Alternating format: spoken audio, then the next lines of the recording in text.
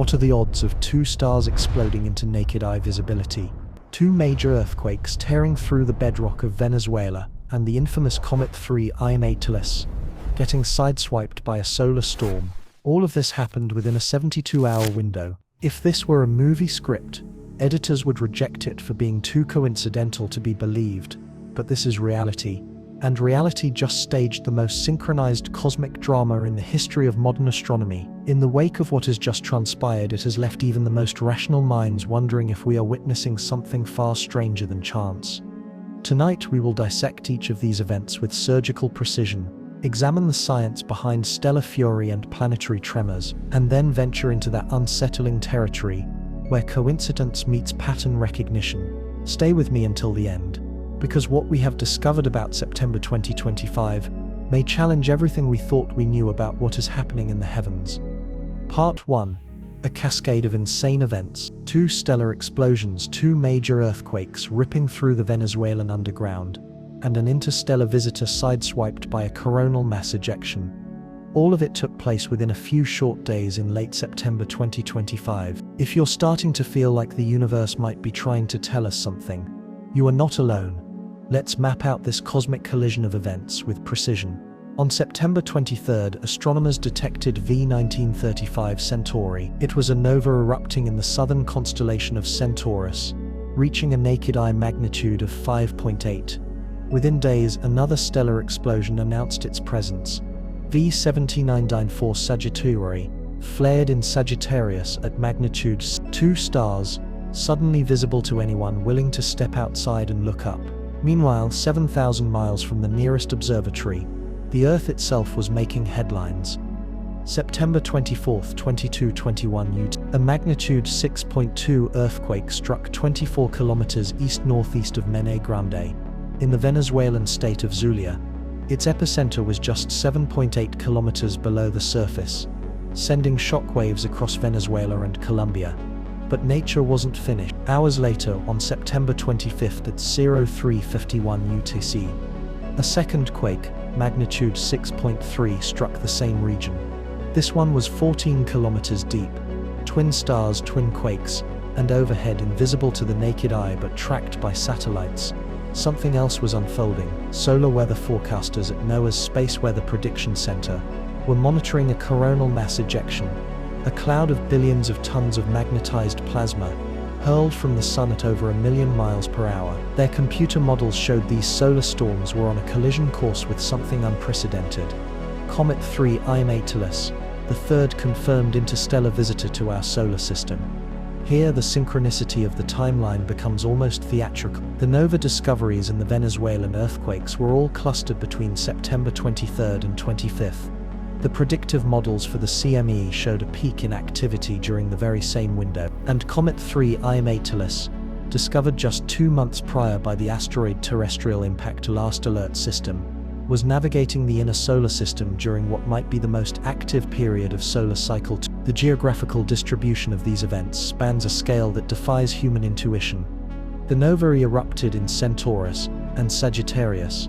These constellations are primarily visible from Earth's southern hemisphere. Their light, after traveling for thousands of years, happened to arrive here during this extraordinary week.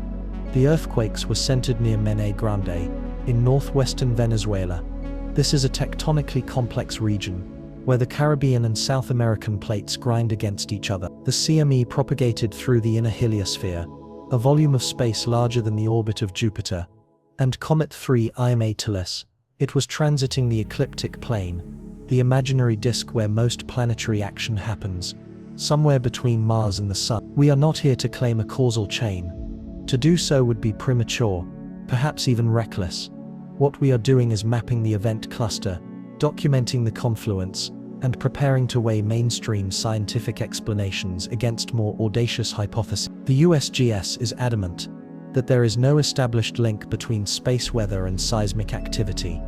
Solar physicists will tell you that CMEs are a routine feature of an active sun.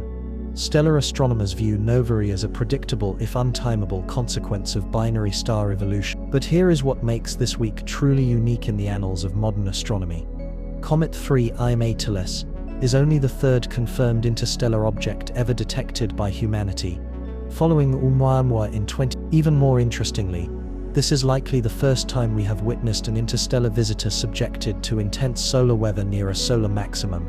We have precedent for what CMEs can do to solar system comets. In 2007, ESA's stereo spacecraft filmed a CME as it literally ripped the iron tail from Comet Encke. This disconnection event showcased the violent reality of space weather interactions. The stakes in the coming months are far more than academic curiosity. Comet 3 Oumuamua is scheduled for a Mars flyby on October 3rd, passing less than 0.98 astronomical units, or about 28 million kilometers, from the red planet. Mars orbiters, including ESA's ExoMars and NASA's Mars Reconnaissance Orbiter, are preparing for opportunistic observations that could resolve details of the interstellar visitor's nucleus and coma, with unprecedented resolution. By late October, specifically October 29th, Comet 3 Oumuamua will reach perihelion, its closest point to our Sun, at a distance of 1.36 astronomical units. While still outside Earth's orbit, it is close enough for ground-based telescopes to study its composition and behavior in real time. By December 19th, the viewing geometry becomes even more favorable, as 3 Oumuamua makes its closest approach to Earth at 1.8 astronomical units. For comparison, that is closer than Mars is at its farthest point, offering months of viewing opportunities for professional observatories and amateur astronomers with modest telescopes. This confluence is happening during a season when space weather is traditionally enhanced. The autumnal equinox triggers what space physicists call the Russell-McFerran effect, a geometric quirk in the orientation of Earth's magnetic field that amplifies the coupling of geomagnetic and solar wind disturbances. Historically, September through November produces some of the year's most spectacular auroral displays and most significant space weather events for technological impacts. Our commitment to you is that we will present both the clear scientific explanations and the audacious what-ifs, but we will label each one clearly. You deserve to know what is observationally confirmed, what is scientifically inferred, and what is frankly imagined. The data matters, the curiosity matters, and sometimes the most honest thing science can say is we don't know yet, but we are watching. As we dive deeper, consider this question. If a CME can strip the tail from a comet that has orbited our Sun for millennia, what will it do to an object that has spent millions of years traveling between the stars, carrying ice and dust forged in a completely different star system? We are about to find out. Next, we examine the sudden stellar explosions, the twin novae that lit up the southern sky just as the Earth's crust began to shake. Part 2. Two novae, a sudden explosion in the southern sky. In the pre-dawn hours of September 23rd, amateur astronomer John Seach was doing what he has done for decades, scanning the southern skies from his observatory on Chatsworth Island, New South Wales, hunting for stellar explosions. His discovery that morning would soon command the attention of gamma-ray satellites and X-ray telescopes across the solar system. When 1935 Centauri did not announce itself with a bang, but with photons, Seach's initial detection revealed a star at magnitude 5.8 in the constellation Centaurus, where no star bright enough to be noticed had been before, just bright enough for a keen-eyed observer to spot without binoculars from a dark site. But this was no ordinary brightening. Within hours of Seach's discovery report reaching the IAU's Central Bureau for Astronomical Telegrams, space-based observatories began detecting something extraordinary. NASA's Fermi Gamma Ray Space Telescope was triggered by a flood of high-energy photons from the direction of the nova. The Swift Observatory, designed to catch gamma-ray bursts, slewed its X-ray telescope towards Centaurus and began recording hard X-ray radiation, the signature of violent particle acceleration in the nova's expanding shockwave. These were not just pretty points of light for backyard stargazers. Temperatures were soaring to millions of degrees, but the headlines for V1935 Centauri weren't done. Just days later, Seach struck again, or rather the universe struck again. V72994 Sagittari erupted in the neighboring constellation of Sagittarius, discovered at magnitude 2 stellar explosions, both credited to the same observer, both bright enough to be seen with small telescopes or binoculars,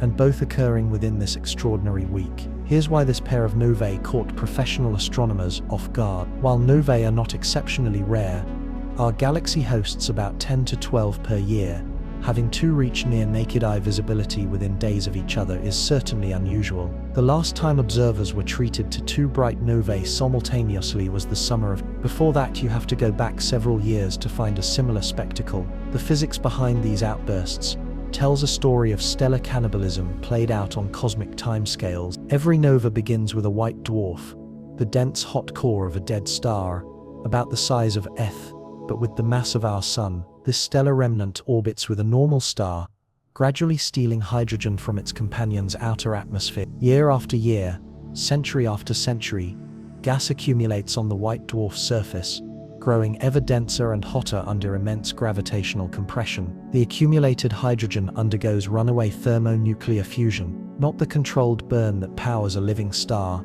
but an explosive conflagration that can increase the binary system's brightness by a factor of 10,000 or more. Instead, it blows off the surface layer of material, returning the system to its patient process of accumulation. The gamma-ray and hard X-ray signature of V1935 Centauri revealed the most violent aspect of a nova. As the thermonuclear explosion hurls matter outward at thousands of kilometers per second, it creates shockwaves that accelerate particles to tremendous energy. These relativistic particles interact with magnetic fields and surrounding material to produce the high-energy photons that triggered the Fermi and Swift telescopes. This is the same physics at work in supernova remnants and active galactic nuclei, the cosmic particle accelerators that transform ordinary matter into high-energy radiation. V1935 Centauri is located far south of the celestial equator, making it a challenging target for Northern Hemisphere observers, who must wait for it to rise above their southern horizon. V72 1994 Sagittari, in Sagittarius,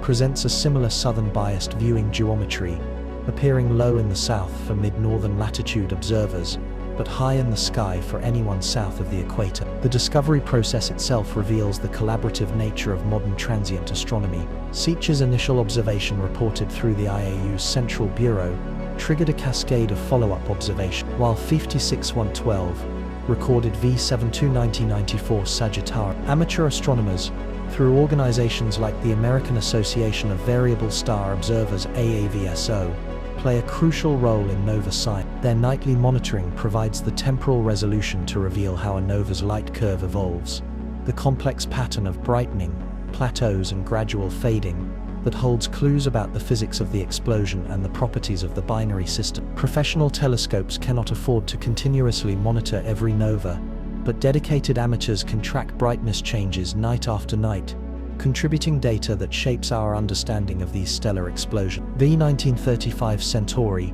received its designation as the 1035th officially named variable star in the constellation of Centaurus. These permanent names replace the provisional ones assigned at discovery, which can sometimes make the timeline seem confusing, as a later discovery might receive an earlier number due to administrative processing delays. Both novae are expected to fade gradually over the coming weeks and months, following the typical nova decline process that can last from months to years. Some novae exhibit dust formation events weeks after the outburst, dimming temporarily as newly formed dust grains absorb and scatter the nova's light.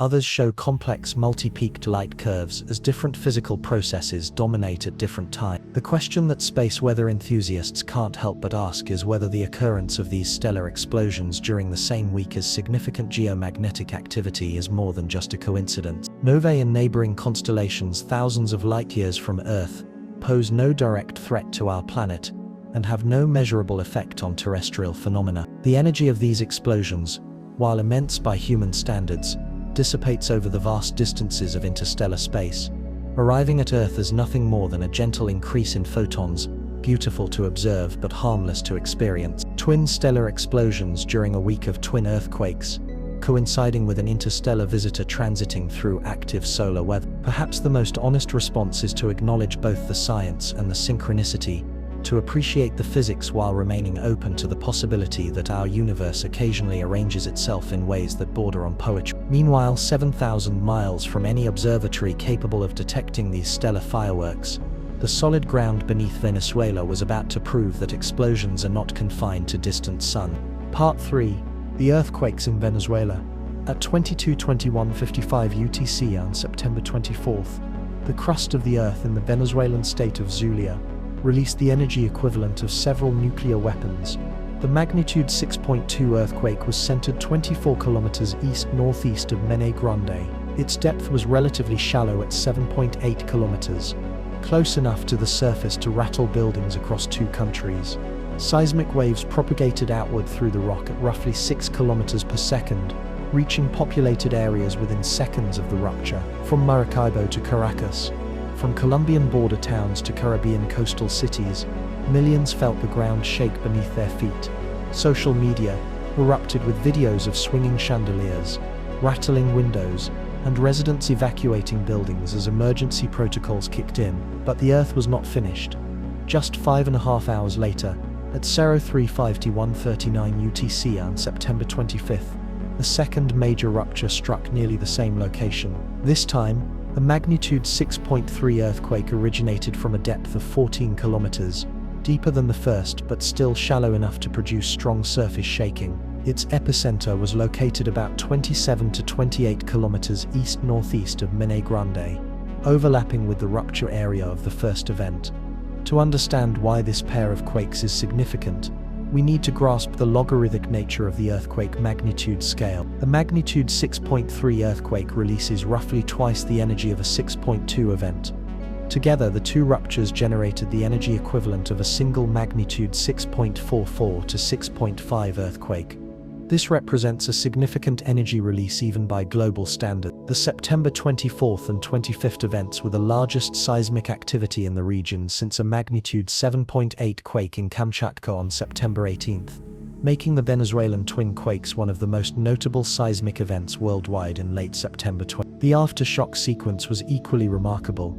A magnitude 5.8 earthquake struck the same region later on September 25th UTC, following the typical Omori-Utsu decay pattern that seismologists expect after a major rupture. While a 5.8 may sound small compared to the main shocks, it is still large enough to cause additional damage and keep populations on edge in a region already strained by two major events. The regional tectonics explain why this area produces such strong seismicity. The Maracaibo Basin sits in a complex zone where the Caribbean plate grinds against the South American plate, creating a network of faults that includes the Bocano Fault System and the Oca and Con Santa Marta fault trends. These geological boundaries have been accumulating stress for years, storing energy that must eventually be released through a sudden slip event, an earthquake. The difference in depth between the two main shocks, 7.8 kilometers versus 14 kilometers, has a significant effect on the intensity of ground shaking. Shallow earthquakes generally produce stronger surface acceleration than deeper ones of equivalent magnitude because the seismic waves have less opportunity to spread out and weaken as they travel to the surface. The shallow depth of the September 24th event likely contributed to the strong shaking widely reported across both Venezuela and Colombia. Different seismic agencies reported slightly different magnitudes for the events, reflecting the complexity of earthquake measurement. The USGS initially reported the first quake as a 6.2, while the Euro-Mediterranean Seismological Center and other international monitoring networks provided measurements between. These discrepancies arise from several factors: different measurement techniques, updates as data from more seismic stations become available, and distinctions between moment magnitude, surface wave magnitude, and body wave magnitude calculation. The human impact of these earthquakes extends far beyond seismological statistics. Evacuation orders affected thousands of residents, particularly those in multi-story buildings that experienced prolonged swaying during the event. Emergency response teams mobilized across the region to conduct damage assessments and ensure that critical infrastructure, hospitals, bridges, power plants remained operational. While initial reports indicated relatively limited structural damage given the magnitude of the quakes, assessment teams continued to work for days after the events, documenting visible damage and potential long-term structural weakening. Historically, this region has experienced significant seismic activity. The complex tectonics around Lake Maracaibo and the broader Caribbean South American plate boundary produce seismic sequences on a regular basis. While events of this magnitude occur regularly, the geologic record shows that major ruptures in the region sometimes trigger additional activity on nearby fault segments.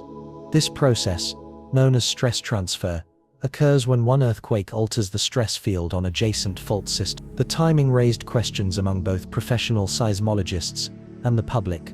Were more large earthquakes to follow? The statistical answer is nuanced. The aftershock sequence is a normal and expected phenomenon, with the largest aftershocks typically occurring within days to weeks of the main shock. However, seismologists cannot reliably predict whether a larger earthquake will strike the same region in the short term. The science of earthquake prediction remains elusive.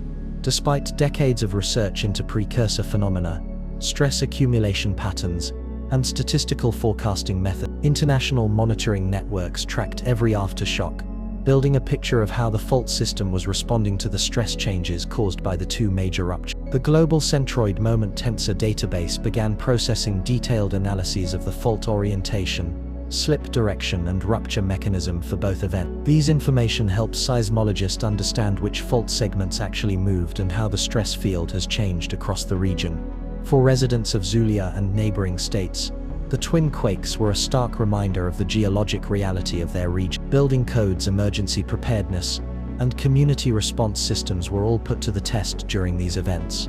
The relatively modest damage reports given the magnitude of the quakes likely reflect both fortunate timing. The events occurred when many people were at home rather than in potentially vulnerable workplaces, and ongoing improvements in construction standards and emergency response capability. The broader questions raised by these events concern their temporal relationship to the other phenomena occurring during the same extraordinary week. Seismologists are adamant that there are no confirmed physical mechanisms linking solar activity, space weather, or astronomical events to the occurrence of earthquakes. The official position of the USGS emphasizes that despite occasional claims in the scientific literature and popular media, a correlation between space weather and seismic activity remains unproven. And yet, the human brain is wired to find patterns, especially when dramatic events are clustered together.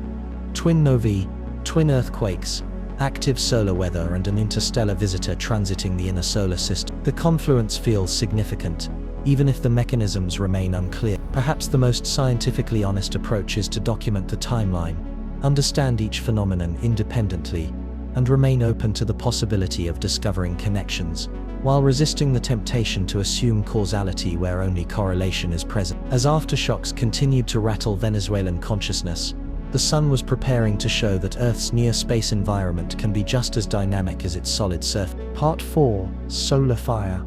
93 million miles above the shaking ground of Venezuela, our star was conducting its own symphony of explosions.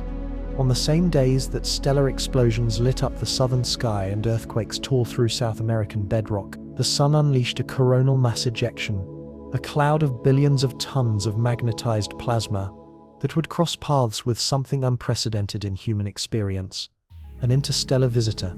Coronal mass ejections are among the most powerful events in our solar system. These eruptions begin in the sun's corona, where magnetic field lines can twist, tangle, and eventually snap like an overstretched rubber band. When this magnetic reconnection occurs, it releases the energy equivalent of billions of hydrogen bombs, accelerating plasma to speeds between 250 and 3,000 kilometers per second, fast enough to cross the Earth-Sun distance in 1 to 4 days. NASA's Space Weather Prediction Center tracks these solar storms using the WSA-ENL model, a sophisticated computer simulation that maps how CMEs propagate through the heliosphere. The model considers solar wind velocity, density, and magnetic field orientation to predict when and where these plasma clouds will intersect with spacecraft, planets, and other objects in their path. In late September 2025, the NL model run showed active conditions, with multiple CMEs transiting the inner solar system during the same days that brought the twin novae and twin earthquakes. But here the story becomes historically unique. For the first time in recorded human experience, one of these solar storms was on a collision course with an object born in another star system. Comet 3IN Atlas, discovered just 2 months prior by the Asteroid Terrestrial Impact Last Alert System, was transiting the inner heliosphere under some of the most active conditions of solar cycle. The interstellar visitor, following a retrograde orbit inclined at roughly 70-75 degrees to the ecliptic, was crossing the same region of space as Earth's orbit, prime territory for encountering solar weather phenomena. We have precedent for what happens when a CME collides with a comet. This interaction is not subtle speculation.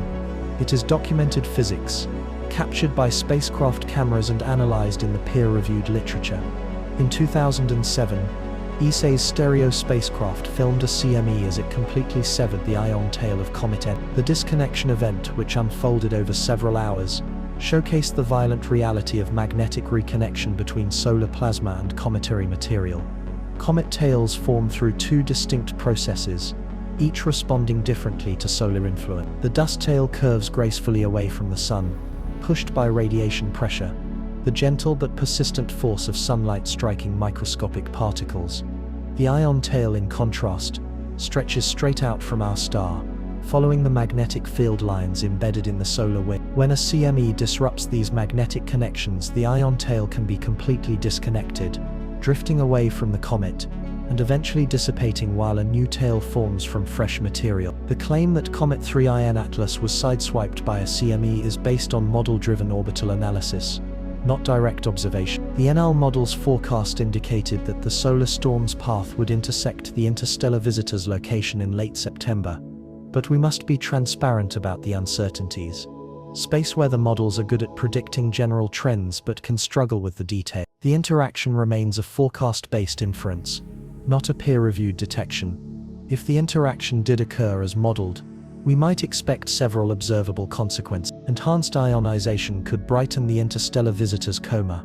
The fuzzy atmosphere of gas and dust surrounding its nucleus. Changes in the morphology of the ion tail could appear in telescopic images, as the magnetic field disturbance alters the way charged particles flow away from the object. Spectroscopic observations might reveal chemical signatures, as the solar energy liberates specific molecules like cyanide, carbon monoxide, and carbon dioxide from the visitor's ancient ices.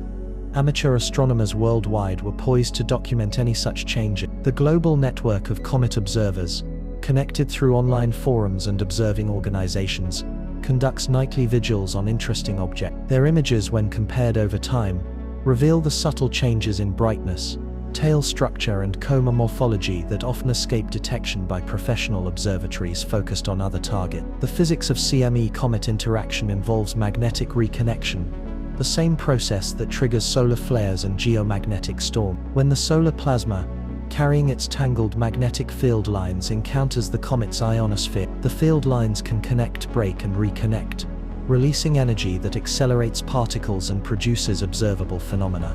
It is elegant physics. Magnetic field topology changing in real time, converting stored magnetic energy into the kinetic energy of charged particles. Comet 3IN Atlas is not just another target for solar weather interaction. As the third confirmed interstellar object, following Oumuamua in 2017 and Borisov in 2019, it carries material forged around another star, in another star system, possibly billions of years ago. If a solar storm can alter its behavior, we will have witnessed the first documented case of our Sun directly interacting with material from another stellar home. The visitor's geometry makes these interactions more likely than for previous interstellar objects. Unlike Oumuamua, which transited the inner solar system quickly and at a high inclination, 3IN Atlas follows an orbit that keeps it close to the ecliptic plane, the plane where solar activity tends to be concentrated, and where Earth experiences most of its space weather effects. Solar cycle 25 provides an active backdrop for these interactions. The 11-year solar cycle reached its current maximum during 2024 and 2025, producing increased sunspot numbers, flare frequency, and more frequent sea. The timing of this cycle means 3IN Atlas is experiencing our star at its most temperamental, subjected to space weather conditions that previous interstellar visitors missed. Observational verification of the CME interaction requires careful analysis of brightness changes, spectral variations, and morphological evolution on timescales of hours to days. Professional observatories and amateur astronomers worldwide were monitoring 3IN Atlas throughout late September, though initial results remain preliminary as the analysis continues. The broader implications extend beyond this single event. If we can document how our Sun affects interstellar matter, we gain insight into similar processes throughout the galaxy. Other star systems presumably eject their own coronal masses, potentially altering interstellar objects that pass through their neighborhoods. 3IN Atlas may carry the imprints of interactions with previous star systems encountered during its multi-million-year journey through space. As September 2025 came to a close, the confluence of events, stellar explosions, terrestrial earthquakes, A solar storm and an interstellar visitor interaction created a timeline that challenged comfortable assumptions about cosmic coincidence. Are we witnessing a chance aggregation of unrelated phenomena? Or is there something more systematic at play? The answer will emerge as 3IN Atlas continues its journey toward a Mars flyby on October 3rd, carrying whatever alterations our sun's CME may have imposed on this traveler from the start. Part 5. A framework for strangeness. Step back and consider the picture we have painted. Twin stellar explosions visible to the naked eye. Twin magnitude 6 earthquakes erupting within hours of each other. A coronal mass ejection transiting the inner solar system, and an interstellar visitor crossing our neighborhood under solar maximum conditions. The last week of September 2025 saw a remarkable concentration of cosmic events in a very short amount of time. This is where honest science meets human pattern recognition, and the collision is not always comfortable. Our brains evolved to detect meaningful connections in complex environments.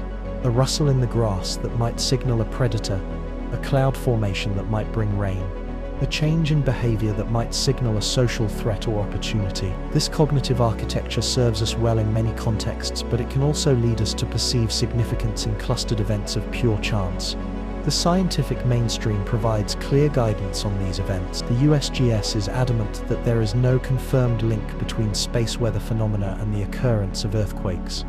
Decades of correlational studies have failed to establish a reliable predictive relationship between solar activity and seismic events. Professional seismologists emphasize that earthquake prediction, whether based on terrestrial precursors or extraterrestrial influence, remains impossible with current scientific methods. Similarly, stellar astronomers view novae as a predictable consequence of binary star evolution, occurring when a white dwarf accretes enough material from a companion star to trigger a thermonuclear runaway. The timing of a nova outburst follows the physics of the star, not the influence of Earth or the solar system. V1935 Centaurium V171994 Sagittarii represent examples of a normal, if visually impressive, process that occurs regularly in our galaxy. Solar physicists study CMEs as a natural result of magnetic field evolution in the Sun's corona. These events occur more frequently during solar maximum, making the latter half of 2025 a statistically likely time for multiple CME. The interaction between a solar storm and cometary material is well documented, representing well-understood plasma physics rather than exotic phenomena. However, acknowledging the mainstream scientific position does not require denying the extraordinary nature of this temporal cluster. Sometimes the universe arranges itself in a way that stretches coincidence to the point of near synchronicity, even if the underlying mechanisms remain mundane. The question becomes, how do we make room for both rigorous skepticism and appropriate wonder? Our approach throughout this exploration will be to maintain clear boundaries between different types of claims.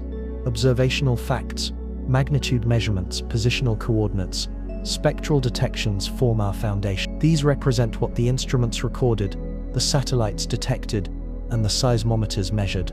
Upon this foundation, we will build a layer of scientific interpretation based on established physics and well-tested models. Beyond established science lies the realm of speculation, which we will enter cautiously and with clear labels.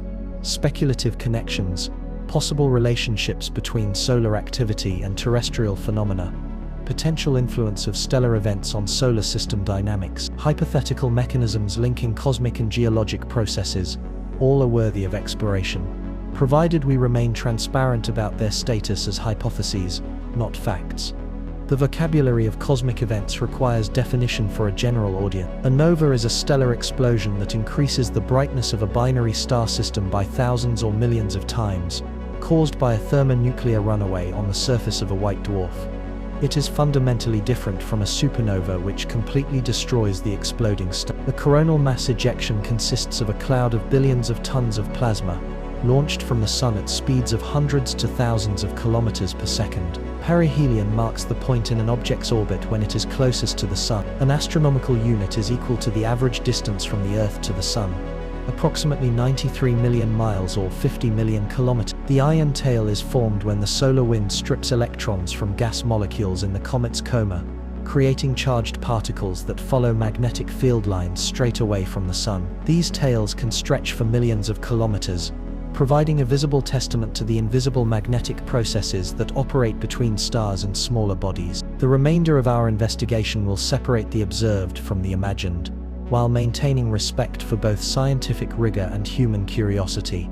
We will examine the physics of stellar explosions, seismic ruptures and solar storm interactions in detail. We will follow Comet 3IA Tellus as it approaches its Mars flyby on October 3rd and its perihelion on October 29th. And we will explore the legitimate scientific hypotheses about links between cosmic and terrestrial phenomena, while clearly labeling speculation about more exotic possibility. The autumnal equinox season traditionally amplifies space weather effects through the Russell-McFerran effect, a geometric coupling between Earth's magnetic field and solar wind conditions that typically enhances geomagnetic activity in September and October. This seasonal enhancement provides additional context for why late September might produce enhanced space weather activity, independent of any connection to other phenomena. Comet 3IA Tellus provides a unique scientific opportunity precisely because it represents our third confirmed interstellar visitor and the first to be observed under highly active solar conditions. Its orbital geometry close to the ecliptic plane where most solar system activity is concentrated maximizes the potential for multi-mission observation and space weather interaction. Unlike Oumuamua, which departed quickly before extensive study was possible, or Borisov, which remained relatively distant, 3IA Tellus provides an extended observational opportunity spanning several months. The stakes in October and November extend beyond academic interest. Mars orbiter missions, including ESA's ExoMars Trace Gas Orbiter and NASA's Mars Reconnaissance Orbiter, have scheduled opportunistic observations during the October 3rd flyby, potentially providing unprecedented high-resolution imagery of the interstellar visitor's nucleus and coma structure. Ground-based observatories worldwide continue to monitor the brightness changes, spectral evolution and morphological variations that could reveal how solar weather affects interstellar matter. For seismic monitoring in Venezuela, the aftershock sequence typically continues for weeks to months following a major rupture.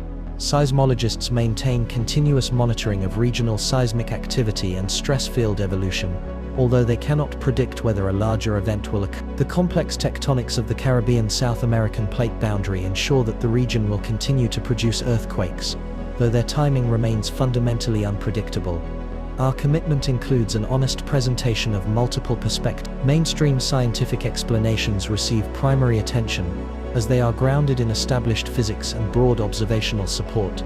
Speculative hypotheses deserve consideration provided they are clearly distinguished from confirmed science. And the human impulse to find meaning in apparent patterns deserves respect, even when the scientific evidence does not support a causal link. Perhaps the most remarkable aspect of this confluence involves time. We are living in the first generation of human history that can detect interstellar visitors, monitor global seismic activity in real time, observe stellar explosions across the electromagnetic, and track space weather throughout the solar system. Previous generations might have noticed a bright nova and felt the shaking of an earthquake, but they could not connect these phenomena to solar storms and interstellar visitors, because the technology to detect the connections did not exist. We will separate the observed from the imagined, the confirmed from the possible, the probable from the merely conceivable. So how does a star explode without completely destroying itself? The answer reveals physics operating on a scale that defies human intuition. Part 6. Anatomy of a nova. Imagine a white dwarf, a sphere the size of Earth containing the mass of our entire Sun. Its surface gravity compresses matter to a density nearly 1,000,000 times that of water. The surface temperature hovers around 50,000 degrees Fahrenheit. This stellar corpse represents what is left after a Sun-like star exhausts its nuclear fuel, sheds its outer layers, and collapses into a ball of degenerate matter, where atoms exist in a state impossible under terrestrial conditions. Now imagine this cosmic furnace locked in an orbital dance with a normal star, perhaps a red giant, its outer atmosphere bloated to enormous proportions as it ages. The white dwarf's gravity gradually strips hydrogen from its companion's extended atmosphere, pulling the gas in a spiraling stream across the space between the stars, much as water spirals around a drain. This stolen material accumulates on the white dwarf's surface, growing ever denser and hotter under the crushing gravitational compression. For decades, for centuries, the hydrogen builds. Temperature and pressure climb steadily as more material piles onto the white dwarf's surface. Unlike the controlled nuclear fusion that occurs in a star's core, this process is building toward an explosive release. When the temperature reaches approximately 100 million Kelvin, the thermonuclear runaway begins. The explosion that created V1935 Centauri occurred in a matter of seconds. The runaway fusion consumed the accumulated hydrogen layer in a single conflagration, releasing the energy equivalent of our Sun's total output over several thousand years. But here is the key distinction from a supernova. The white dwarf itself survived. The explosion blows off only the surface layer of stolen material, leaving the underlying stellar remnant intact and ready to begin the process again.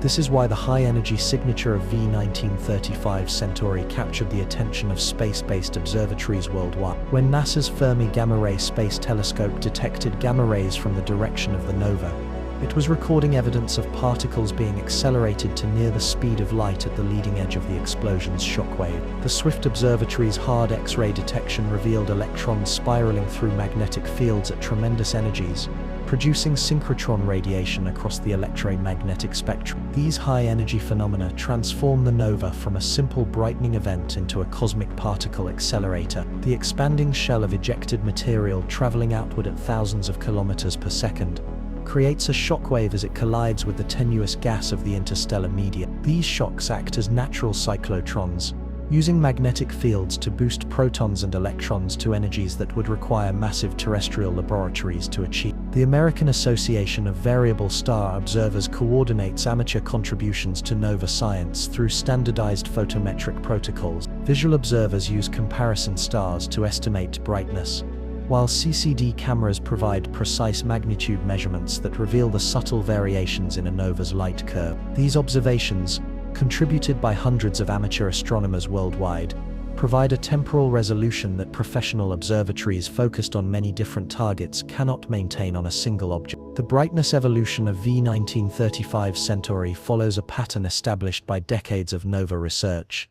The initial rise from invisibility to naked eye visibility typically takes days to weeks. The peak brightness can last from a few days to several months, depending on the mass of the white dwarf, the accretion rate from its companion, and the composition of the ejected material. The decline phase can last for months or years, sometimes interrupted by secondary peaks as different physical processes dominate the nova's energy output at different times.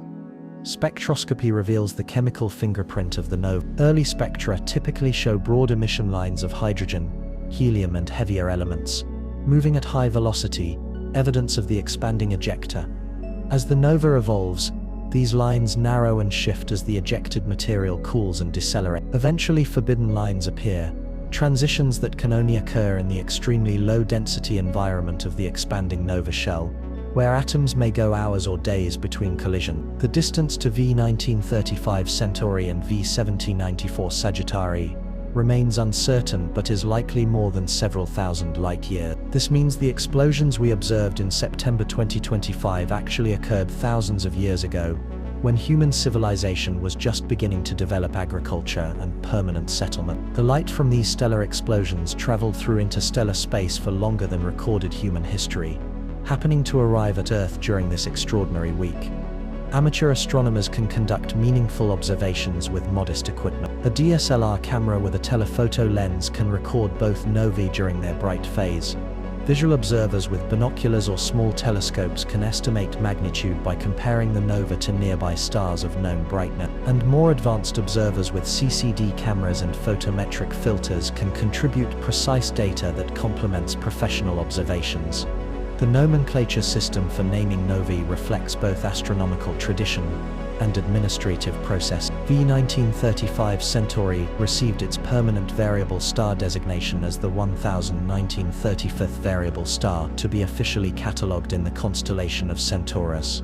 The prefix V denotes a variable star, an object that changes in brightness over time. This permanent designation replaces the provisional discovery names that might include the discoverer's last name, the date of discovery, or various survey catalog numbers.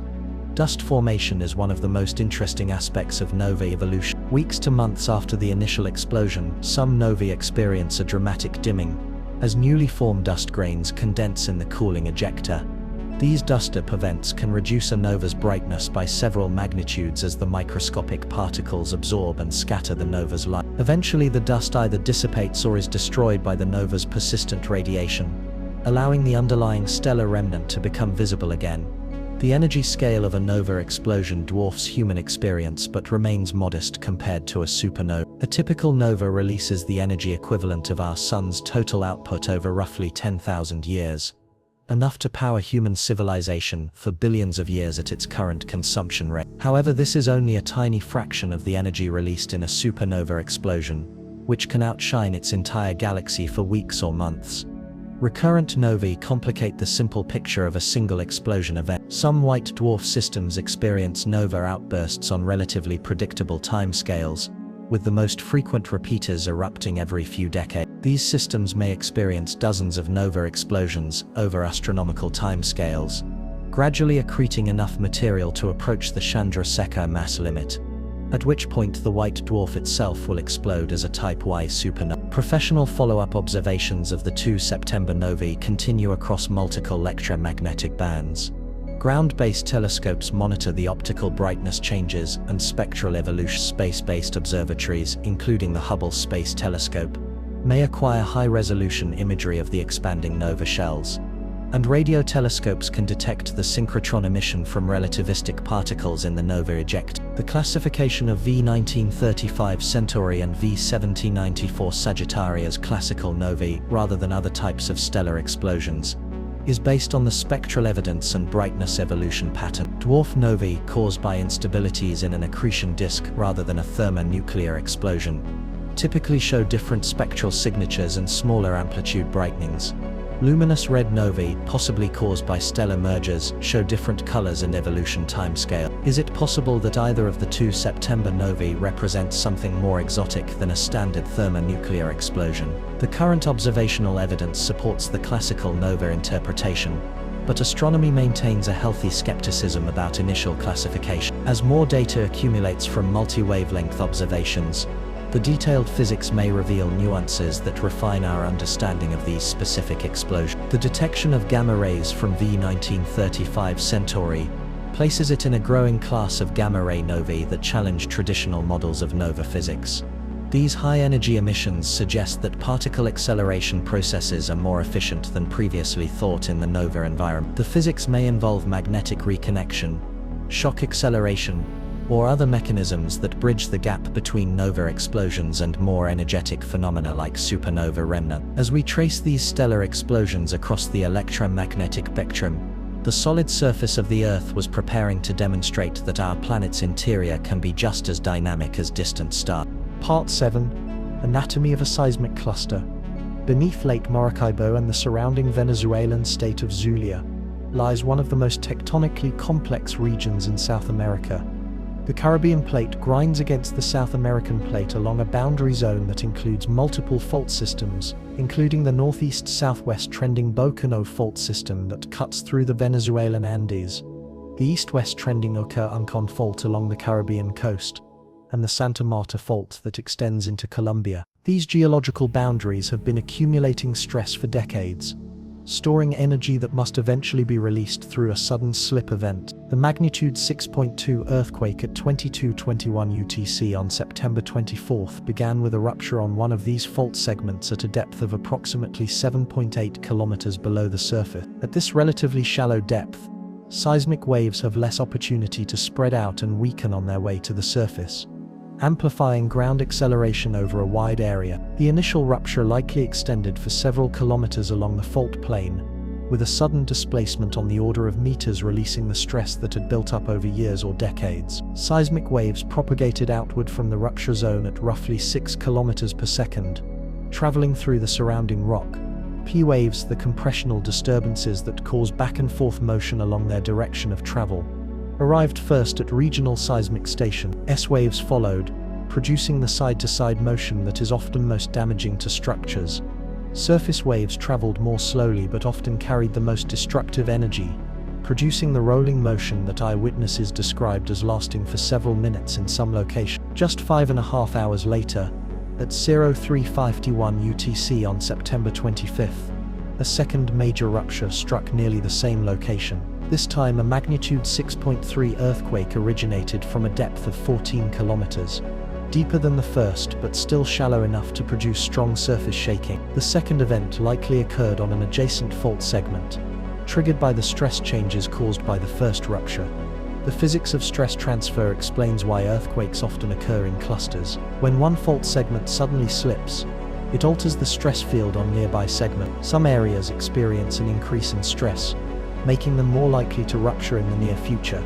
Other areas are stress relieved, becoming temporarily less likely to produce a quake. The September 24th rupture clearly added stress to the fault segment that failed 5.5 hours later. The difference in magnitude between the 6.2 and 6.3 quakes may seem trivial, but the logarithmic nature of the magnitude scale means the second event released roughly twice the energy of the first. Together, the two ruptures generated the energy equivalent of a single magnitude 6.4 to 6.5 earthquake, a significant energy release that ranked among the largest seismic events worldwide in late September. The slightly different magnitudes reported for the events by international seismic agencies reflect the complexity of earthquake measurement.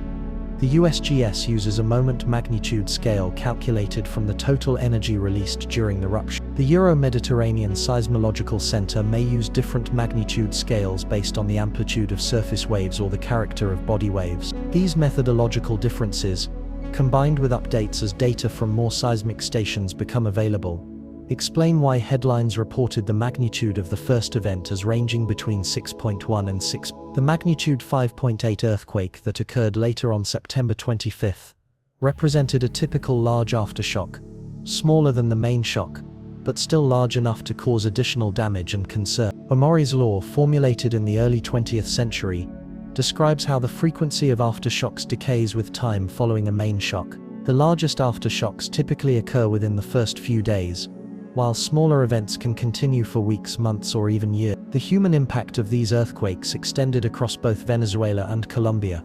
The relatively shallow hypocenters amplified surface shaking, prompting evacuation orders from high-rise buildings in major cities. Social media filled with videos of swinging light fixtures, rattling windows, and people evacuating buildings as emergency protocols kicked in. While initial damage reports remained limited given the magnitude of the quakes, assessment teams spent days documenting visible structural damage and potential long-term weakening of buildings and infrastructure. The regional geology helps explain why this area produces such strong seismicity. The Morocco Basin was formed through complex interactions between the Caribbean and South American plates, creating a network of fault systems that accommodate ongoing tectonic motion. Lake Maracaibo itself sits in a graben, a down-dropped block bounded by normal faults that continues to experience active deformation. The petroleum deposits that make the region economically significant were formed in the same sedimentary basins created by the tectonic processes that produced the earthquakes. Depth measurements carry significant uncertainty, especially for earthquakes in tectonically complex regions. The reported depths of 7.8 kilometers for the first event and 14 kilometers for the second are best fit estimates based on the arrival times of seismic waves at multiple monitoring stations. These depths place both earthquakes in the upper crust, where brittle failure dominates, as opposed to the ductile deformation that occurs at greater depths as temperature and pressure increase. The timing of these events raises questions about potential triggers. Could solar activity, atmospheric pressure changes, or other external factors influence the occurrence of earthquake? The scientific consensus, supported by the USGS and international seismological organizations, is that there is no reliable correlation between space weather and seismic activity. Decades of statistical analysis have failed to establish a predictive relationship between solar flares, CMEs, geomagnetic storms, and earthquake events. However, some research has explored more subtle potential links. Atmospheric pressure changes associated with geomagnetic storms could theoretically alter the stress on fault systems, although these pressure changes are typically less than 1 millibar, far smaller than the normal weather-related pressure variations that show no clear link to seismic activity. Electromagnetic induction is another proposed mechanism. Strong geomagnetic storms can induce electrical currents in conductive materials, including groundwater systems and mineral formation. In theory, these induced currents could alter the electrochemical processes in a fault zone, possibly influencing the timing of an earthquake in ways that affect pore pressure or rock strength. Again, the theoretical mechanisms exist, but their magnitude appears insufficient to significantly influence established earthquake processes. Gravitational effects offer a more promising avenue for space-Earth coupling, though not through an electromagnetic mechanism. Earth tides, caused by variations in the gravitational pull of the Moon and Sun, have been shown to demonstrably influence the occurrence of earthquakes, with some studies suggesting a slight increase in seismic activity during periods of maximum tidal stress. These gravitational effects are well understood, measurable, and operate through established physical mechanisms that directly alter the stress on fault systems. Could similar gravitational effects from other astronomical sources influence seismic activity? Planetary alignments, while popular in some alternative theories, produce gravitational effects that are orders of magnitude smaller than lunar tides. Even a major planetary conjunction produces a tidal force on Earth that is negligible compared to the normal variations in the solar and lunar tides. The challenge in testing the space-weather-earthquake connection lies in separating a true physical relationship from a statistical artifact. Earthquake occurrence follows complex statistical patterns, including aftershock sequences, spatial clustering, and temporal correlations that can easily produce spurious correlations with any external phenomenon that also varies with time. Space weather indices also show autocorrelation, periodicities, and clustering that can create an apparent relationship with seismic activity through pure chance. Proper testing requires pre-registered studies that specify the hypotheses, time windows, geographic regions, and statistical methods before the data is examined. Blinded protocols, in which researchers analyze earthquake catalogs without knowing the corresponding space weather conditions, can remove unconscious bias in data selection and analysis. This rigorous approach is rare in the literature, but essential for establishing a genuine relation. What would constitute strong evidence for a space weather earthquake link? First, the proposed mechanism would need to be demonstrated as physically plausible through laboratory experiments or theoretical models, showing how electromagnetic or particle effects could significantly alter the stress field in crystalline rock. Second, the statistical relationship would need to show predictive power beyond chance levels when tested prospectively on independent data. And third, any genuine link would likely be conditional, not universal, operating only in certain tectonic settings, stress states, or fault geometry. A universal correlation that affects all seismic zones equally seems physically implausible, given the vast differences in local geology, stress fields, and fault mechanics between different earthquake zones. The Venezuelan earthquake sequence occurred during a period of enhanced space weather activity, providing another data point in this long-running debate over correlation. Venezuela sits in a tectonically active region where magnitude 6 earthquakes occur regularly but predictably, based on plate boundary dynamics and regional stress accumulation patterns. If any genuine space weather earthquake link exists, it is likely to be subtle and conditional, not dramatic and universal. The effect might manifest only in fault systems already very close to failure, where a tiny additional stress change could advance the timing of a rupture by hours, days, or weeks,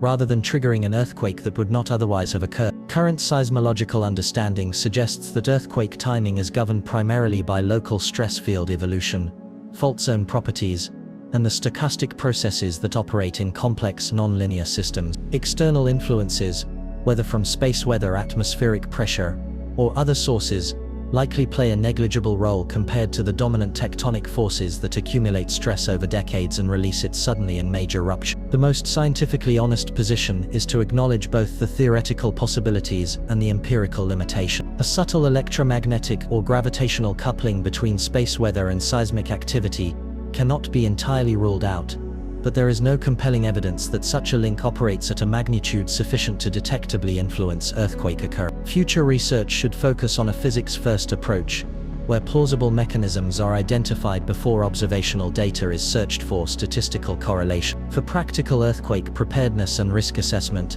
space weather monitoring does not provide useful information about seismic hazard. Building codes, emergency planning, and public safety measures should continue to be based on established seismological knowledge about fault systems, historical earthquake patterns, and probabilistic seismic hazard assessment, not on space weather for. As we explore these Earth-cosmos connections, a more speculative question arises.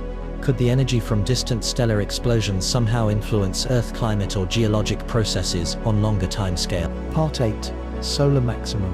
Solar Cycle 25 reached its activity peak during 2024 and 2025, transforming our normally well-behaved star into a restive giant capable of hurling billion-ton clouds of plasma across the solar system. On September 24th and 25th, as stellar explosions lit the southern sky and earthquakes shook the bedrock of Venezuela, solar activity indices painted a picture of a sun operating near its maximum fury. The 10.7 centimeter radio flux, the key indicator of the sun's activity level, hovered around 80 to 90 solar flux units in late September.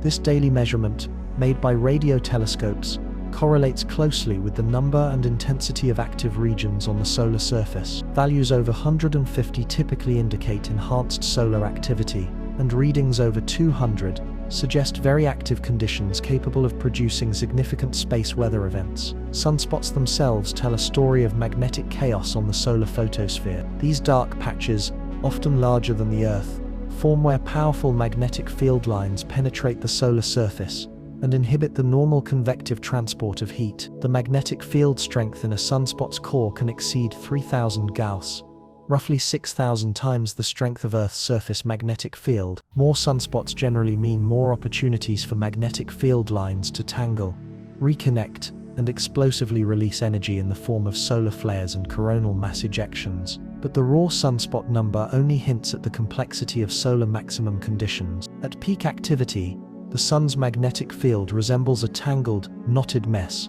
not the relatively simple dipole field that dominates during solar minimum. Active regions, collections of sunspots linked by magnetic field loops, can persist for weeks or months, rotating across the solar disk and occasionally producing spectacular eruptions visible to spacecraft throughout the inner solar system. Coronal mass ejections are the most dramatic expression of solar maximum physics. These events begin when magnetic field lines in the solar corona become so twisted and stressed that they abruptly snap and reconnect, converting magnetic energy into the kinetic energy of charged particles. This process launches billion-ton clouds of plasma into space at speeds ranging from 2050 km per second for slow events to over 3,000 km per second for the fastest outbursts. NOAA's Space Weather Prediction Center tracks these solar storms using the WSA-ENL model, a sophisticated computer simulation that maps CME propagation through the heliosphere. The model divides space into a three-dimensional grid extending from the Sun out beyond Earth's orbit, calculating how the velocity, density, and magnetic field orientation of the solar wind evolve as plasma clouds transit the solar system. While the ENL model is good at predicting general arrival times and strengths, it cannot capture every detail of a CME's structure and behavior. The autumnal equinox season traditionally amplifies space weather effects through a phenomenon known as the Russell-McFerran effect. This geometric coupling arises from the orientation of Earth's magnetic field relative to the interplanetary magnetic field carried by the solar wind. During the equinoxes, this geometry favors magnetic reconnection between the solar wind magnetic field and Earth's magnetic. This often produces strong geomagnetic storms even from relatively modest solar disturbances. The effects of space weather extend far beyond the auroral displays that capture public attention. Geomagnetic storms can disrupt high-frequency radio communications used by the aviation and maritime industries, force satellite operators to adjust spacecraft orbits due to increased atmospheric drag, and in extreme cases threaten the stability of electrical power grids through induced currents. NOAA maintains a scale for geomagnetic storms G-class, solar radiation storms S-class, and radio blackouts R-class, to help industries prepare for and respond to space weather effects. The interaction between a CME and a comet provides a natural laboratory for studying plasma physics under conditions that cannot be reproduced on Earth. The ion tail is formed when the solar wind strips electrons from gas molecules in the comet's coma, creating charged particles that follow magnetic field lines straight away from the Sun. These tails can stretch for millions of kilometers in space, providing a visible testament to the invisible magnetic processes that operate between our star and the smaller bodies of the solar system. When a CME encounters a comet, the interaction can be dramatic and visually spectacular. ESA's Stereo spacecraft recorded such an event in 2007, when a CME completely severed the ion tail of Comet Encke through a magnetic reconnection process. The disconnected tail drifted away from the comet over several hours while a new tail formed from fresh material, showcasing the dynamic nature of space weather interaction. The solar maximum conditions during 2025 provide an active backdrop for the approach of Comet 3 Ion Atlas to the inner solar system. Unlike previous interstellar visitors that encountered our Sun during quieter phases of the solar cycle, This object is experiencing space weather effects near their peak intensity. The enhanced CME frequency, combined with the visitor's orbit through the ecliptic plane where most solar system activity is concentrated, maximizes the probability of a significant interaction. The physics of CME propagation involves complex magnetohydrodynamics operating on scales from individual particle motions to structures larger than planetary orbits. Fast CMEs can overtake slower solar wind, creating compression regions and shock fronts that accelerate particles to high energies. Multiple CMEs can interact, merging into larger, more powerful disturbances, or creating complex magnetic field configurations that enhance particle acceleration and magnetic reconnection. Professional space weather forecasters monitor multiple data sources to track solar activity and predict impacts at Earth. The Solar Dynamics Observatory (SDO) provides continuous high-resolution imagery of the solar surface and corona in multiple extreme ultraviolet wavelengths. The Solar and Heliospheric Observatory (ESO) watches for CMEs erupting from the far side of the Sun, and the Advanced Composition Explorer (ACE), located between the Earth and the Sun, provides advance warning of approaching solar wind disturbance. Amateur radio operators serve as an informal global network for monitoring the terrestrial effects of space weather. During geomagnetic storms, high-frequency radio propagation changes dramatically, sometimes improving long-distance communication through enhanced ionospheric reflection and at other times degrading it through increased absorption and scattering. These real-time reports supplement the formal measurements from professional monitoring stations. The current solar maximum appears to be following a double-peaked pattern seen in some previous cycles, with an initial peak of activity in 2020. This extended maximum phase means the enhanced space weather risks could persist for longer than in a typical 11-year cycle, keeping conditions favorable for dramatic Sun-Earth interactions well into. Aurora photography and observation have grown increasingly popular during the current solar maximum, with social media filled with spectacular images of green, red, and purple light dancing across polar and subpolar skies. These displays are produced by charged particles from solar storms interacting with Earth's upper atmosphere, exciting oxygen and nitrogen atoms that emit characteristic colors as they return to their ground state. The solar wind itself carries an embedded magnetic field originating in the Sun's corona, which stretches out across the solar system as the plasma flows outward. These interplanetary magnetic field lines connect planets, comets, and spacecraft in a vast web of electromagnetic influence that extends to the heliopause, the boundary where the solar wind pressure balances the pressure of the interstellar medium, roughly 100 times farther from the Sun than the Earth. As we track the solar storms propagating through the inner heliosphere in late September 2020, preparing for its first close encounter with another world. Part 9. The Approach of Comet 3I Atlas. In the early morning hours of July 1, 2025, the Asteroid Terrestrial Impact Last Alert System Telescope Array detected an unusual object moving against the background stars. Initial observations suggested a faint comet-like body, but orbital calculations soon revealed its true nature.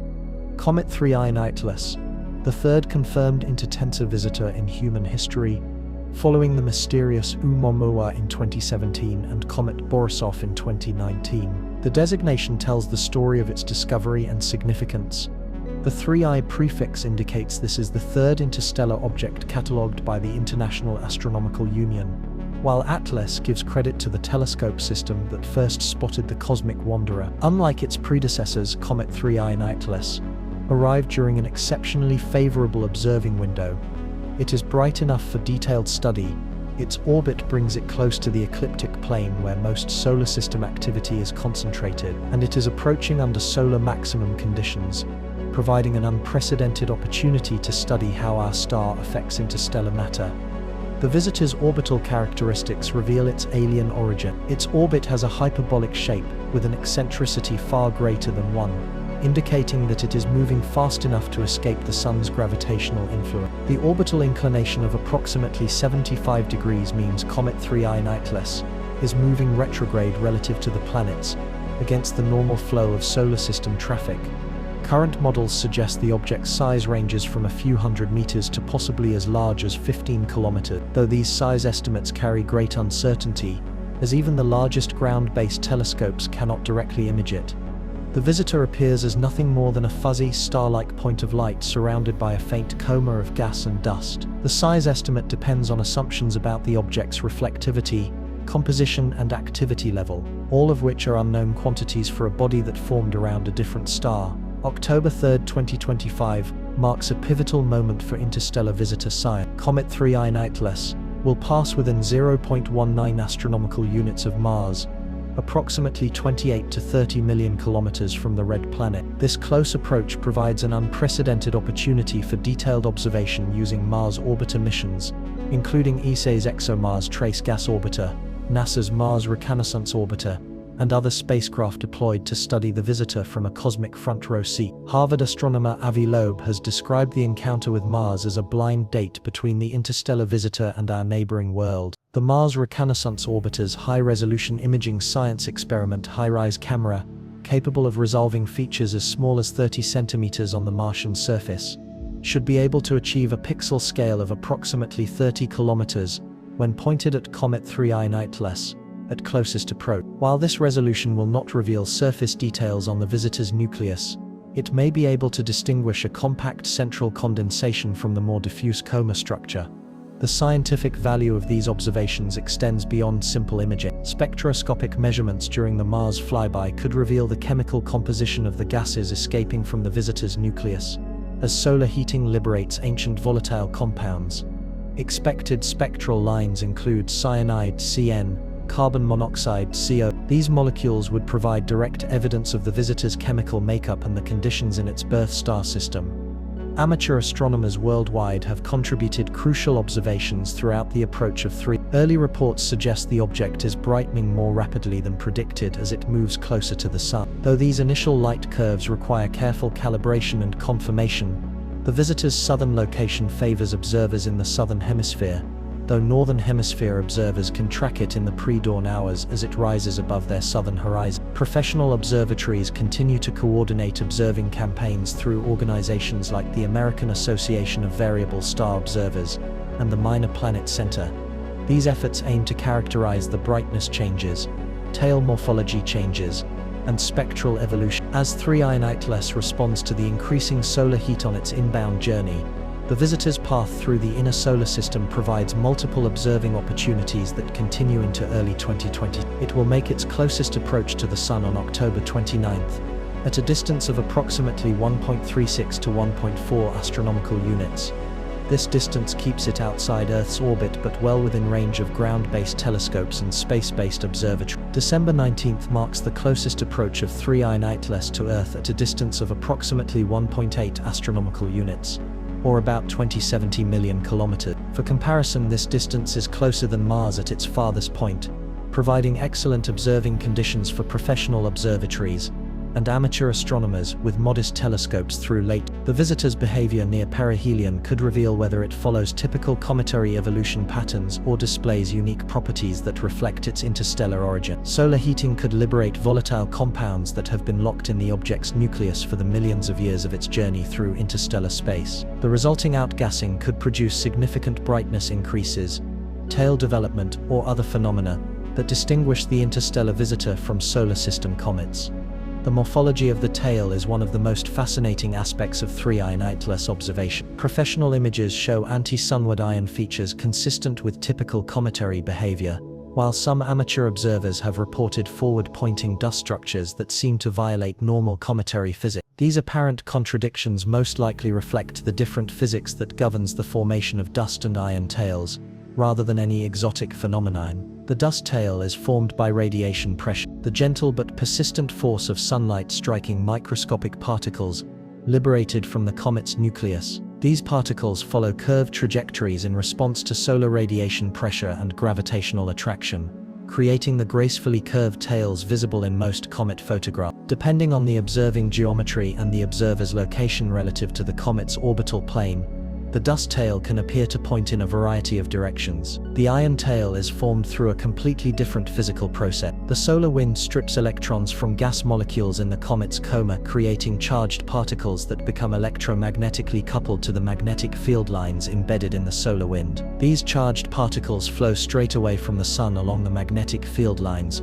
forming a narrow, straight tail that changes direction as the solar wind magnetic field direction varies. The uncertainty surrounding the size and composition of 3I Nightless reflects the fundamental challenges of studying objects at interplanetary distances. Even the most powerful telescopes cannot resolve surface detail on objects smaller than a major asteroid at distances of more than a few astronomical units. The size estimate depends on brightness measurements, assumptions about surface reflectivity, and models for how much light the object scatters toward Earth. Some media reports have speculated about a diameter as large as 15 meters for 3I and Atlas. But these estimates should be treated with caution until they are resolved by thermophysical models that combine brightness measurements with infrared thermal radiation observation. The object's activity level, how much gas and dust it produces relative to its size, also influences the apparent brightness in ways that complicate size determination. The visitor's arrival coincides with another spectacular celestial event that promises to make October 2025 a memorable month for stargazers worldwide. But first, we need to understand what happens when our sun's CMEs collide with bodies that have wandered for eons between the stars. Part 1 to 10, The Coming. While Comet 3I Frottelas captures headlines as an interstellar visitor, October 2025 promises another celestial treat that could steal the show. Amateur astronomer Vladimir Basically discovered Comet C 2025 R2 in ESO SWAN data on September 11th and 12th. It is racing toward a close approach to Earth on October 20th and 21st, potentially reaching naked eye visibility during the same week that 3I Frottelas flies past Mars. The discovery story itself showcases the power of citizen science in modern astronomy. SOHO, the Solar and Heliospheric Observatory, continuously monitors the Sun's corona and the surrounding space environment. Its SWAN instrument, the Solar Wind Anisotropes instrument, maps hydrogen radiation throughout the heliosphere and occasionally detects comets as they brighten and begin to release gas on their approach to the inner solar system. Vladimir Basically, browsing through publicly available SWAN data, noticed a brightening object that did not match any known comet or asteroid. His careful analysis of multiple images confirmed the object's cometary nature and provided a preliminary orbit calculation, suggesting it was a long-period comet making its first documented approach to the inner solar system in human history. Comet SWAN reached perihelion, its closest approach to the Sun, on September 12, 2025, just days after its discovery. This timing explains the rapid brightening that initially caught Basically's attention. Comets typically brighten most significantly as they approach perihelion, when increasing solar heat liberates volatile compounds from their nuclei and creates the characteristic coma and tail structures that make them visible from Earth. The orbital geometry favors observation from both hemispheres during October, though southern hemisphere observers initially have a superior viewing position. As October progresses, the comet's position relative to Earth and the Sun improves for northern hemisphere observers, potentially providing excellent viewing opportunities for the largest number of amateur astronomers and casual stargazers. Current brightness predictions suggest Comet SWAN could reach a magnitude of 4 to 6 at closest approach to Earth, visible to the naked eye under dark skies, though binoculars or a small telescope will reveal more detail in its coma and tail structure. These brightness estimates carry great uncertainty, as cometary behavior is notoriously unpredictable, especially for new comets making their first documented approach to the inner solar system. The timing creates a perfect confluence of celestial events in late October. The new moon phase around October 20th and 21st eliminates moonlight interference that would normally wash out faint objects. The annual Orionid meteor shower reaches peak activity on the same nights, caused by debris from Halley's Comet intersecting Earth's orbit. Stargazers could potentially observe a bright comet, multiple meteors per hour, and the ongoing evolution of Comet 3I Frottelas, all within the same optimal observing session. Comet SWAN's status as a long-period solar system comet contrasts sharply with the interstellar origin of 3. While both objects may contain similar volatile compounds, water ice, carbon monoxide, carbon dioxide, and various organic molecules, they formed in completely different environments. Comet SWAN condensed from material in the outer regions of our own solar system, approximately 4 billion years ago, likely spending most of its existence in the distant Oort cloud before being gravitationally perturbed on a path toward the Sun. The scientific questions posed by each object therefore differ. 3I Frottelas provides insight into star system formation processes, interstellar chemistry, and how cosmic radiation affects matter over multi-million-year interstellar journey. Comet SWAN provides information about early solar system conditions, the composition and structure of the Oort cloud, and how solar heating affects pristine cometary material on its first close approach to the Sun. Photographic opportunities for professional and amateur astronomers abound during the October double comet spectacle. Wide-field cameras can capture both objects in the same frame, documenting their relative positions, brightnesses and tail structures for comparison. Time-lapse photography can reveal changes in coma morphology, tail orientation and overall brightness. The solar wind conditions vary and the object's distances to Earth and the Sun change daily.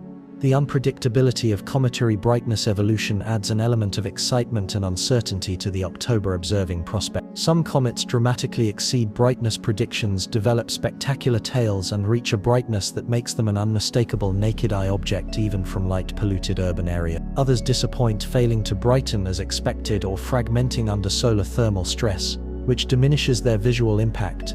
Comet Swan's short observational history makes reliable prediction particularly challenging. Unlike periodic comets that return regularly and allow astronomers to study their behavior patterns over multiple apparitions, a new long-period comet like Swan has no historical precedent for its brightness evolution, outgassing rate or structural stability under solar heat. The potential for spectacular tail development adds to the visual appeal of the October comet observing opportunities.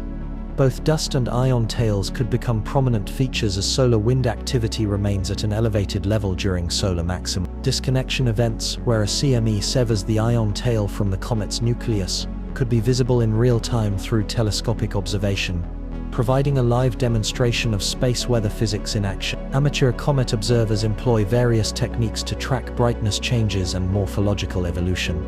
Visual magnitude estimates, made by comparing the comet's brightness to nearby stars of known brightness, provide data that professional observatories cannot obtain on a continuous basis. Photographic methods using digital cameras and CCZ systems provide more precise measurements while documenting structural changes in the coma and tail features.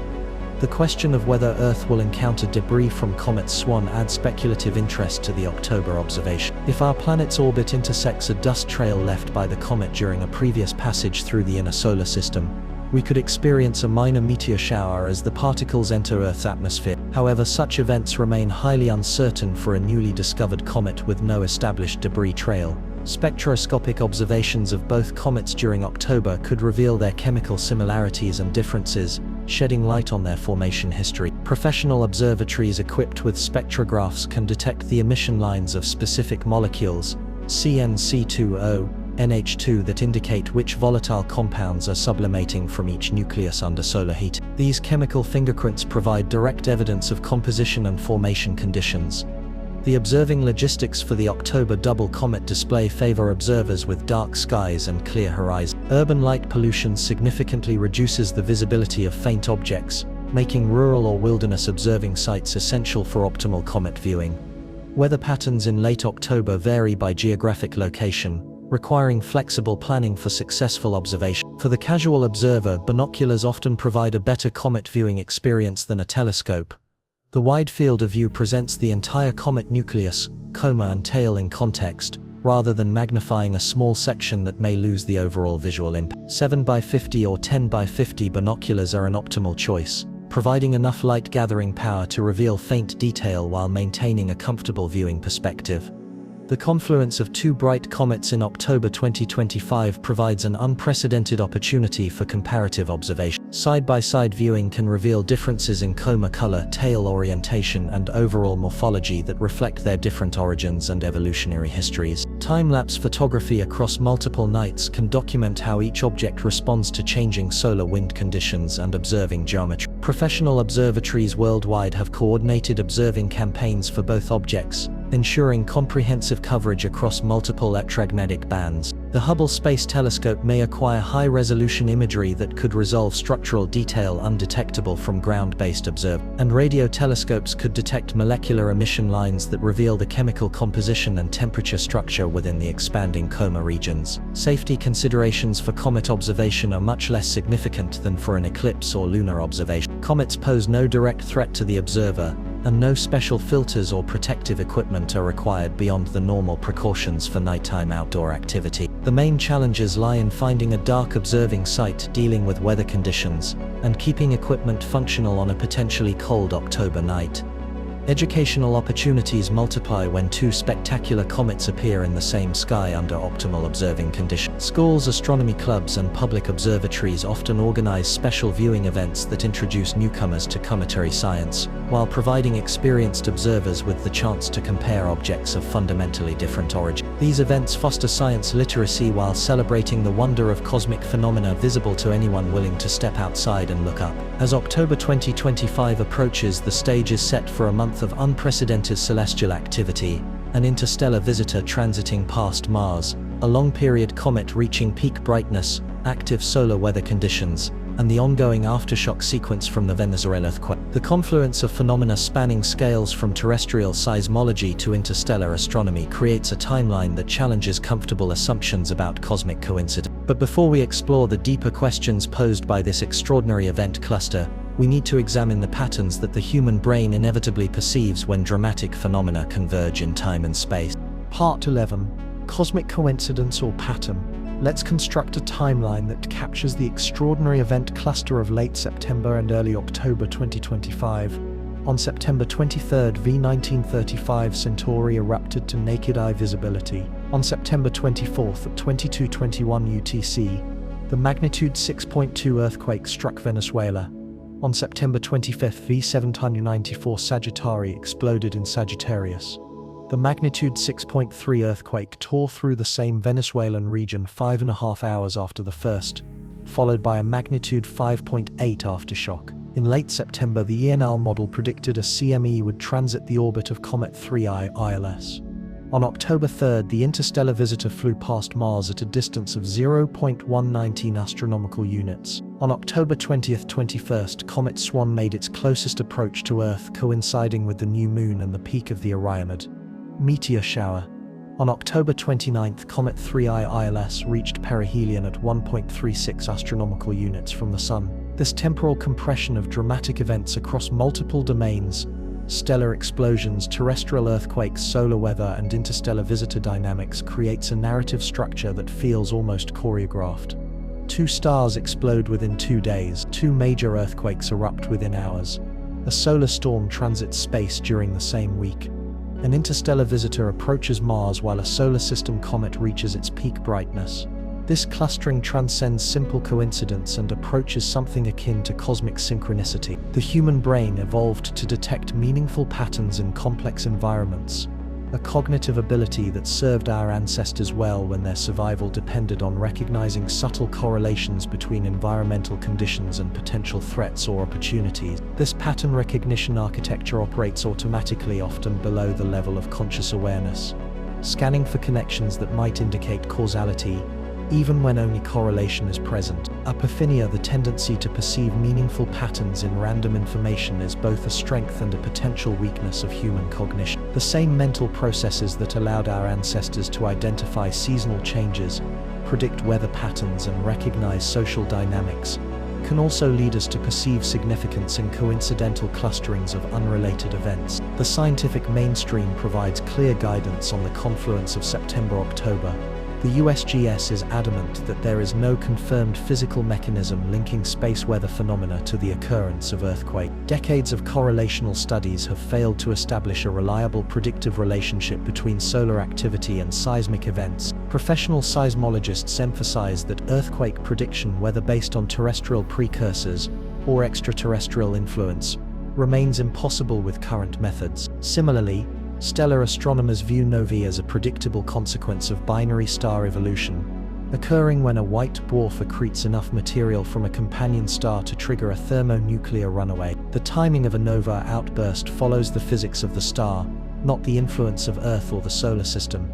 V1935 Centauri and V1794 Sagittari represent examples of a normal process that occurs regularly in our galaxy. Solar physicists study CMEs as a natural result of magnetic field evolution in the Sun's corona under solar maximum conditions. These events occur more frequently at solar maximum, making the latter half of 2025 a statistically likely time for multiple CME. The interaction between a solar storm and cometary material represents well understood plasma physics, not an exotic phenomenon. However, acknowledging the mainstream scientific position does not require denying the extraordinary nature of this temporal cluster. Sometimes the universe arranges itself in a way that stretches coincidence to a point that borders on poetry, even if the underlying mechanisms remain mundane.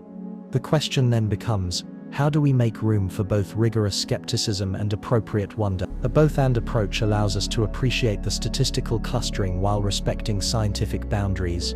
We can acknowledge that having two novae reach naked-eye visibility within days is an unusual event without invoking a causal link to terrestrial earthquakes. We can recognize that magnitude 6 earthquakes occurring within hours in the same region follows known patterns of stress transfer and aftershock sequences, without assuming an influence from solar weather. We can marvel at the timing of Comet 3i ILS, approaching under solar maximum conditions while understanding that this represents a favorable observing circumstance, not a mystical synchronicity. And we can celebrate the confluence of two bright comets under optimal observing conditions, without concluding that cosmic forces orchestrated the alignment for human benefit. The timing of media coverage enhances the feeling of everything happening at once through concentrated reporting and social media amplification. When multiple dramatic events occur within a few days, the news cycle and online discourse can create an echo chamber that reinforces the perception of significance. The psychological impact of synchronous reporting can make a genuinely coincidental clustering of events feel more meaningful than statistical analysis would support.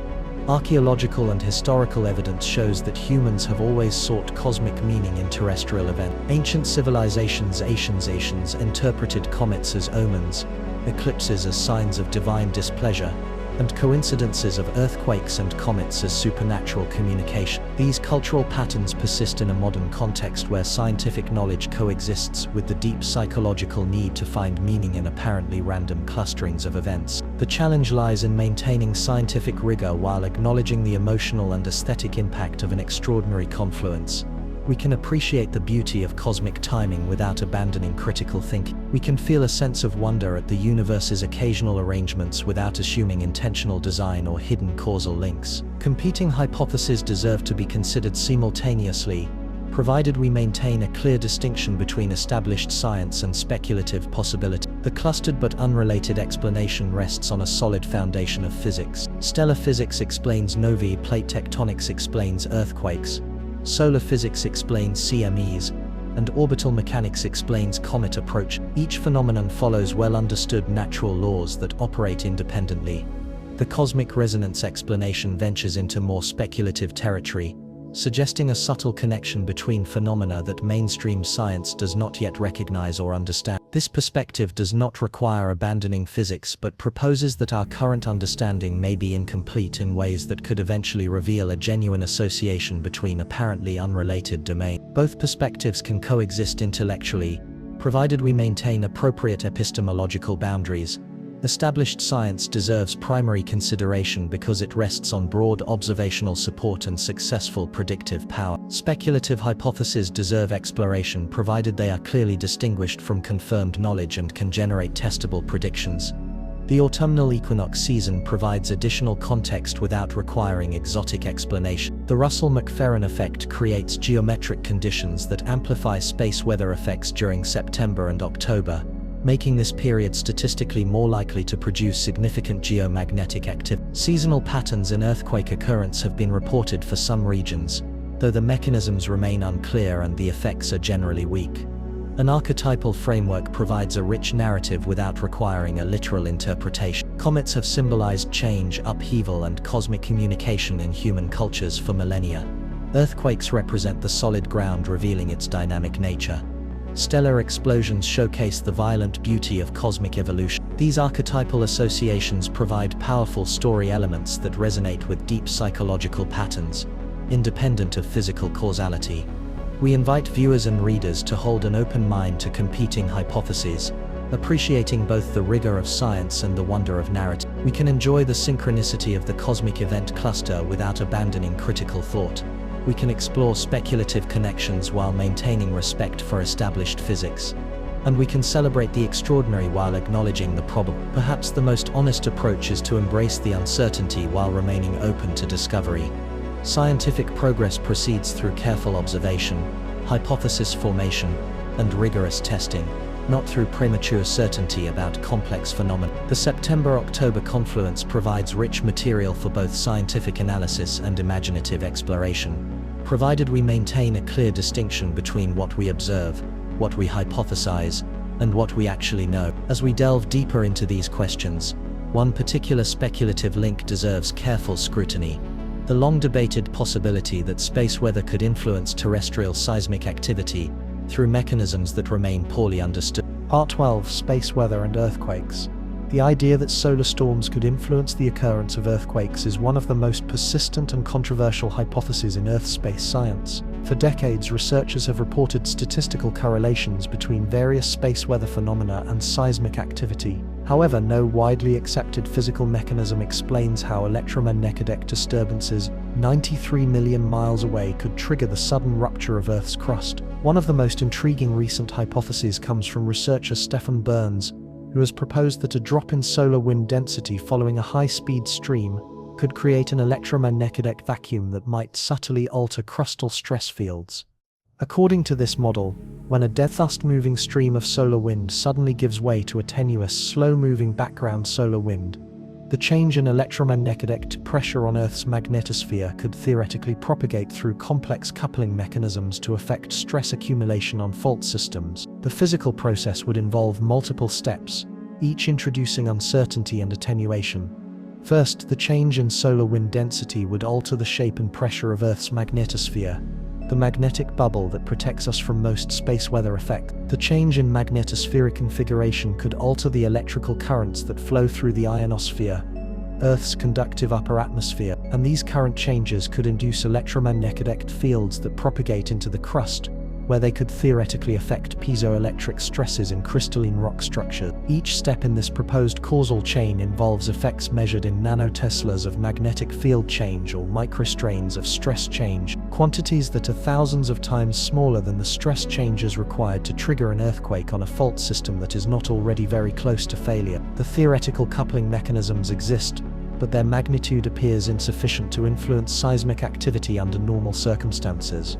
What is firmly established in the science is a vast literature of claimed correlations, accompanied by a glaring lack of causal proof. Studies from decades past have reported statistical associations between solar flare activity and earthquake occurrence, between geomagnetic storm intensity and the clustering of seismic events, and between various space weather indices and regional earthquake catalogues. These correlations often appear statistically significant when first reported, but frequently fail to replicate when tested with different time periods, geographic regions, or earthquake catalogues. A positive correlation between space weather and earthquakes is more likely to be submitted, accepted, and cited than a null result that finds no relationship. This creates the illusion of a scientific consensus around a connection that may not exist or may be much weaker than the published literature suggests. Meta-analyses that attempt to synthesize multiple studies often find that the effect size diminishes as the sample size increases and methodological rigor improves. The official position of the USGS,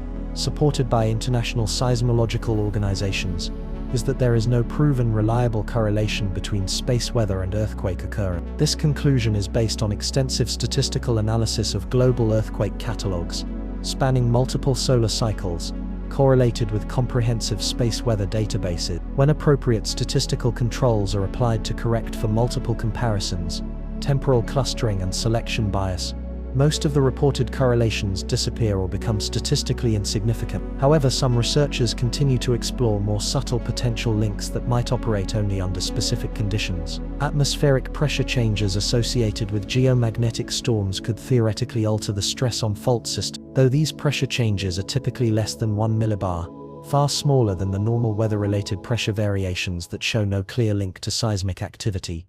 Electromagnetic induction is another proposed mechanism. Strong geomagnetic storms can induce electrical currents in conductive materials, including groundwater systems and mineral formation. In theory, these induced currents could alter the electrochemical processes in a fault zone, possibly influencing the timing of an earthquake in ways that affect pore pressure or rock strength. Again, the theoretical mechanisms exist, but their magnitude appears insufficient to significantly influence established earthquake processes. Gravitational effects offer a more promising avenue for space-Earth coupling, though not through an electromagnetic. Earth tides caused by variations in the gravitational pull of the Moon and Sun have been shown to demonstrably influence the occurrence of earthquakes, with some studies suggesting a slight increase in seismic activity during periods of maximum tidal stress. These gravitational effects are well understood, measurable, and operate through established physical mechanisms that directly alter the stress on fault systems. Could similar gravitational effects from other astronomical sources influence seismic activity? Planetary alignments, while popular in some alternative theories, produce gravitational effects that are orders of magnitude smaller than lunar tides. Even a major planetary conjunction produces a tidal force on Earth that is negligible compared to the normal variations in the solar and lunar tides. The challenge in testing the space-weather-earthquake connection lies in separating a true physical relationship from a statistical artifact. Earthquake occurrence follows complex statistical patterns including aftershock sequences, spatial clustering, and temporal correlations that can easily produce spurious correlations with any external phenomenon that also varies with time. Space weather indices also show autocorrelation, periodicities, and clustering that can create an apparent relationship with seismic activity through pure chance. Proper testing requires pre-registered studies that specify the hypotheses, time windows, geographic regions, and statistical methods before the data is examined. Blinded protocols in which researchers analyze earthquake catalogs without knowing the corresponding space weather conditions can remove unconscious bias in data selection and analysis. This rigorous approach is rare in the literature but essential for establishing a genuine relation. What would constitute strong evidence for a space weather earthquake link? First, the proposed mechanism would need to be demonstrated as physically plausible through laboratory experiments or theoretical models, showing how electromagnetic or particle effects could significantly alter the stress field in crystalline rock. Second, the statistical relationship would need to show predictive power beyond chance levels when tested prospectively on independent data. And third, any genuine link would likely be conditional, not universal, operating only in certain tectonic settings, stress states, or fault geometry. A universal correlation that affects all seismic zones equally seems physically implausible, given the vast differences in local geology, stress fields, and fault mechanics between different earthquake zones. The Venezuelan earthquake sequence occurred during a period of enhanced space weather activity, providing another data point in this long-running debate over correlation. Venezuela sits in a tectonically active region, where magnitude 6 earthquakes occur irregularly but predictably, based on plate boundary dynamics and regional stress accumulation patterns. If any genuine space weather earthquake link exists, it is likely to be subtle and conditional, not dramatic and universal. The effect might manifest only in fault systems already very close to failure, where a tiny additional stress change could advance the timing of a rupture by hours, days, or weeks, rather than triggering an earthquake that would not otherwise have occurred. Current seismological understanding suggests that earthquake timing is governed primarily by local stress field evolution, fault zone properties,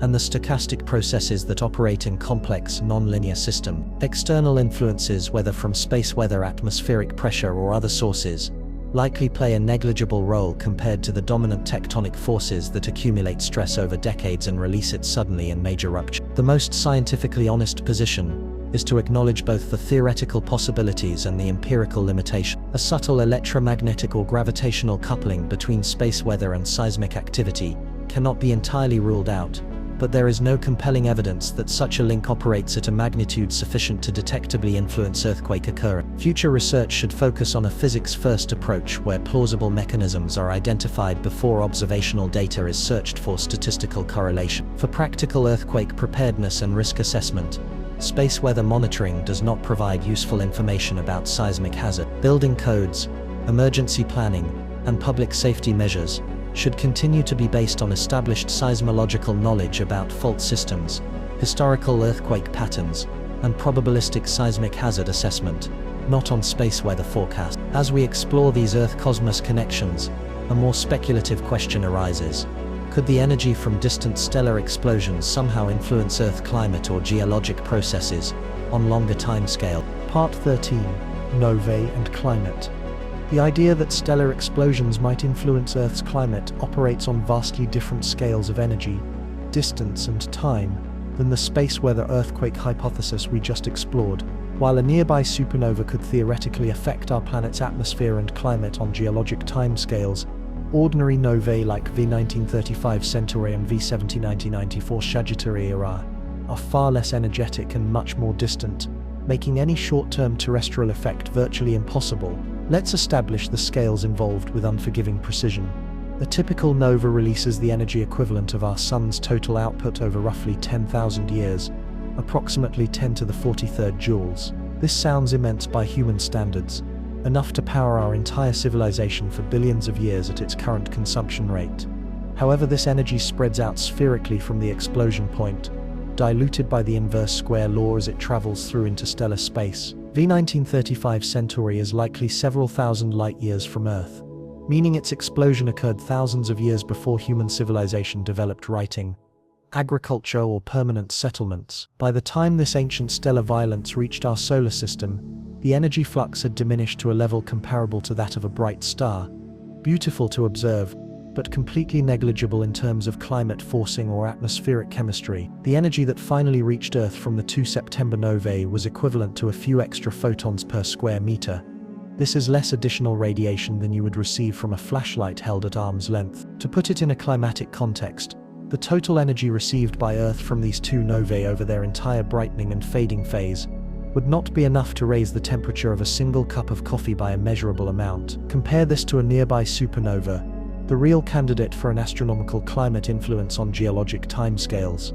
A supernova occurring within about 50 light-years of Earth could deliver enough high-energy radiation to significantly alter atmospheric chemistry. The gamma rays and X-rays from such an explosion could destroy a significant fraction of Earth's protective ozone layer, allowing increased ultraviolet radiation to reach the surface and potentially triggering a mass extinction event. Some researchers have proposed a link between nearby supernovae and historical mass extinctions, though the evidence remains circumstantial and highly debated. The late Ordovician mass extinction, approximately 450 million years ago, roughly coincides with evidence for nearby supernova activity, but establishing a clear causal link over such vast timescales requires extraordinary evidence that does not currently exist. The proposed mechanism for a supernova to influence climate involves complex atmospheric chemistry, not simple thermal heating. High-energy photons from the stellar explosion could dissociate nitrogen and oxygen molecules in Earth's upper atmosphere, producing nitrogen oxides that catalytically destroy ozone. The reduction in ozone protection would allow more solar UV radiation to reach the surface,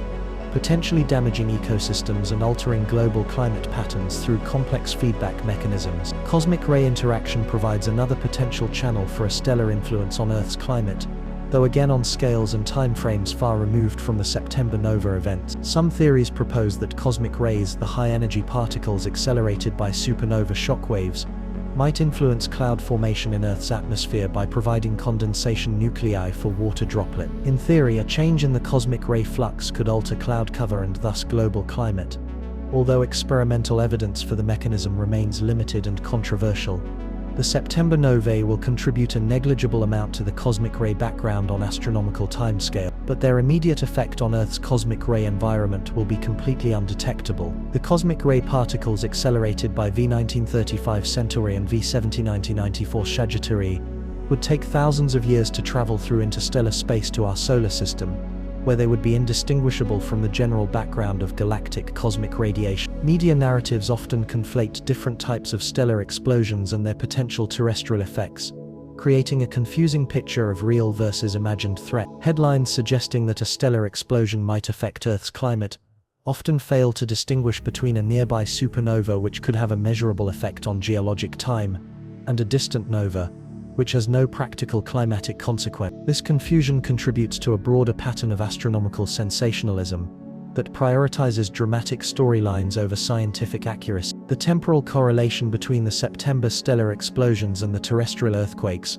provides fertile ground for building a causal narrative for those inclined to find patterns, but the energy scales involved make any direct link physically implausible. The total energy that will reach Earth from these two novae over their entire observable lifetime adds up to less than the energy of normal sunlight striking the surface of our planet for a single second. And yet, the scientific study of stellar explosions and climate remains a legitimate and fascinating area of research, provided it focuses on plausible mechanisms operating on the appropriate timescale. The supernova rate in the Milky Way, roughly 1 to 3 explosions per century, means that Earth is periodically subjected to high-energy radiation from relatively nearby stellar explosions over its multi-million-year geologic history. Isotopic evidence in geologic formations sometimes preserves the signature of cosmic ray bombardment that might be linked to supernova activity. Iron-60, a radioactive isotope produced primarily in supernova explosions, has been detected in deep-sea ferromanganese crusts and ice cores,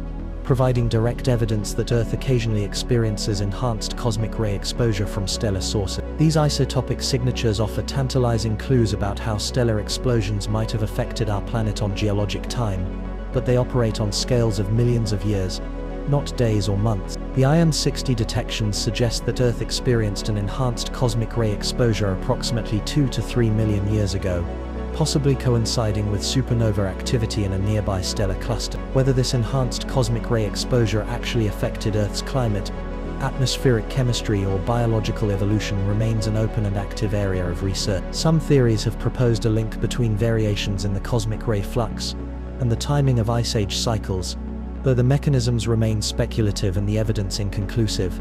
For the novae of September 2025, any climatic effect is purely academic and essentially zero. These distant stellar explosions will contribute no measurable energy to Earth's radiation budget, will alter no atmospheric chemical processes, and will not detectably influence any climate variables. They represent beautiful examples of stellar evolution and explosive physics occurring at a safe astronomical distance, where we can observe and study them without experiencing any direct consequence. The broader lesson is to maintain a sober perspective on astronomical scales, and the difference between a dramatic cosmic event and a measurable terrestrial effect. The universe regularly produces spectacular phenomena, stellar explosions, galactic collisions, black hole mergers that generate immense energies, but are too distant or too brief to have a meaningful impact on Earth's climate system. Our planet's climate responds primarily to solar radiation changes, atmospheric composition changes, ocean circulation patterns, and volcanic activity. These are terrestrial and solar system processes that operate on timescales from years to millennia. While exotic astronomical influences cannot be entirely ruled out on geologic timescales, they remain negligible compared to the dominant forces that have shaped Earth's climatic evolution. The psychological appeal of linking distant stellar explosions to terrestrial phenomena reflects a deep human need to find meaning and pattern in apparently random events. These cognitive tendencies were useful in helping our ancestors detect genuine environmental correlation, but they can also lead us to perceive significance in coincidental clusterings of unrelated phenomena. As we explore the links between Earth and cosmic events, our attention returns to the interstellar visitor that may provide the most direct and immediate opportunity to study how our solar system interacts with matter from another stellar neighborhood. Part 14. The Interstellar Visitor as a Solar Probe. Comet 3i8X is far more than a curiosity from interstellar space. It might be the most sensitive natural probe we have ever had for studying how our sun interacts with material forged around another star. Oumuamua departed too quickly for detailed study, and Borisov remained relatively distant during its passage, but this third interstellar visitor provides an unprecedented opportunity to observe the effects of solar weather on material that has wandered between the star systems for millions of years. Its geometry alone makes 3i8Lx extraordinary for heliophysics. Unlike previous interstellar objects that transited the outer solar system on highly inclined orbits, this visitor is traveling through the ecliptic plane, where the solar wind density, magnetic field strength, and space weather activity are at their most intense. It is approaching under the maximum conditions of solar cycle 25, when the frequency of coronal mass ejections is at its peak, and the complexity of the solar magnetic field is at its most chaotic. Think of comets as natural magnetometers and plasma diagnostics floating in space. Their ion tails provide a visible testament to the invisible magnetic field lines embedded in the solar wind. Changes in the tail's orientation, brightness, and morphology reveal information about the solar wind's velocity, density, magnetic field direction, and the passage of shocks or other disturbances. Professional space weather researchers have used solar system comets as remote sensors for decades, extracting quantitative measurements of space plasma conditions from telescopic observation. 3i8Lx may extend this capability to material with a completely different formation history and chemical composition. While solar system comets condensed from the same protoplanetary disk that formed our planets, this interstellar visitor carries volatiles created around another star, in another star system, possibly billions of years ago. If a coronal mass ejection alters its behavior, we will have witnessed the first documented interaction between our sun's magnetic field and material from another stellar neighborhood. The Mars flyby on October 3rd provides a unique observing geometry that is not possible from ground-based telescopes. ESA's ExoMars Trace Gas Orbiter and NASA's Mars Reconnaissance Orbiter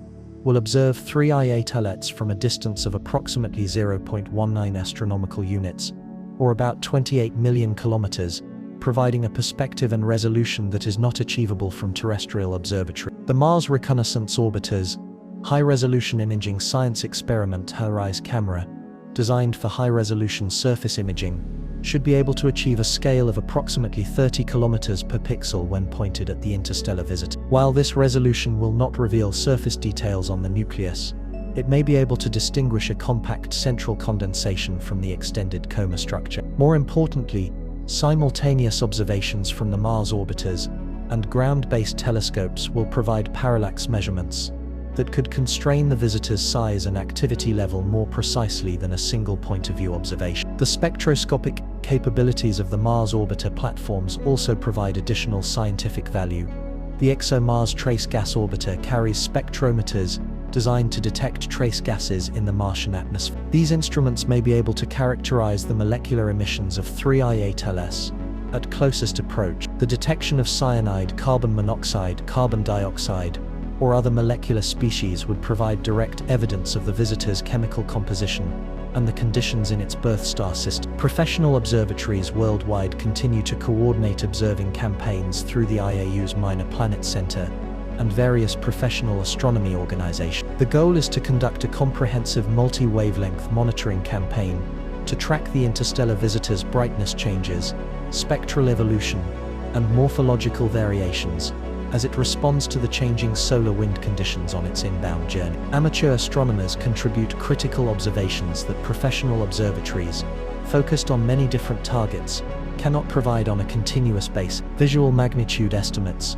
CCD photometry, and imaging from dedicated amateur observers provide the temporal resolution needed to detect short-term changes that might be correlated with specific space weather events. The precedent for dramatic CME-comet interactions comes from extensive observations of solar system comets, most famously the 2007 disconnection event of Comet Encke, recorded by the Stereo spacecraft. That event showcased the violent reality of magnetic reconnection between solar plasma and cometary material, completely severing the ion tail in a process visible to spacecraft cameras and analyzable through plasma physics model. If a similar disconnection event were to occur with 3 IA-teles, it could provide unprecedented insight into how the sun's magnetic field interacts with interstellar matter. The differences in chemical composition between solar system and interstellar volatiles could produce different ionization patterns, magnetic coupling efficiency, or reconnection dynamics that would reveal fundamental aspects of plasma physics, operating under conditions not achievable in terrestrial laboratories.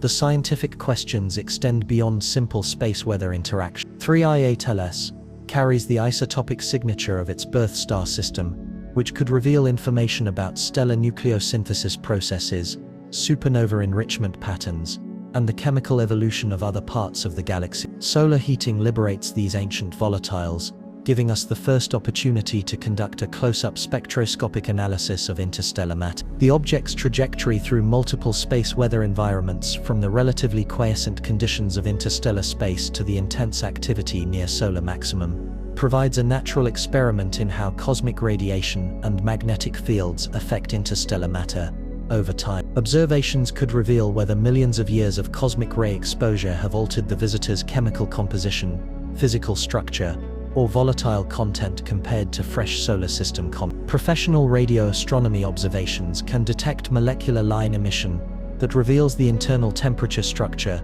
rotation rate, and outgassing patterns as solar heat penetrates the nucleus. Very long baseline interferometry techniques could potentially resolve structural detail in the coma that would indicate whether the nucleus is a single consolidated body or a loose collection of smaller components held together by a weak gravitational attraction. The timing of the 3 IA-teles encounter coincides with the development of space weather monitoring and modeling capabilities that were not available during previous interstellar visitor encounters. Sophisticated magneto-hydrodynamic models of CME propagation and comprehensive ground-based monitoring networks provide a context for interpreting changes in the visitor's behavior that was not possible for previous generations of astronomers. 3I8LS may also serve as a test case for planetary defense capabilities.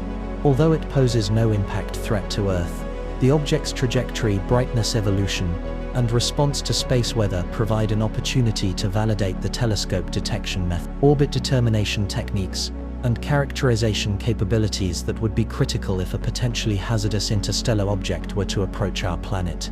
The broader implications of interstellar visitor science extend to astrobiology and the search for extraterrestrial life. If 3I8LS carries organic compounds or other prebiotic materials from its birth star system, spectroscopic analysis could reveal whether the chemical building blocks of life are common throughout the galaxy. Such a discovery would have profound implications for understanding how biological complexity might arise in other star systems.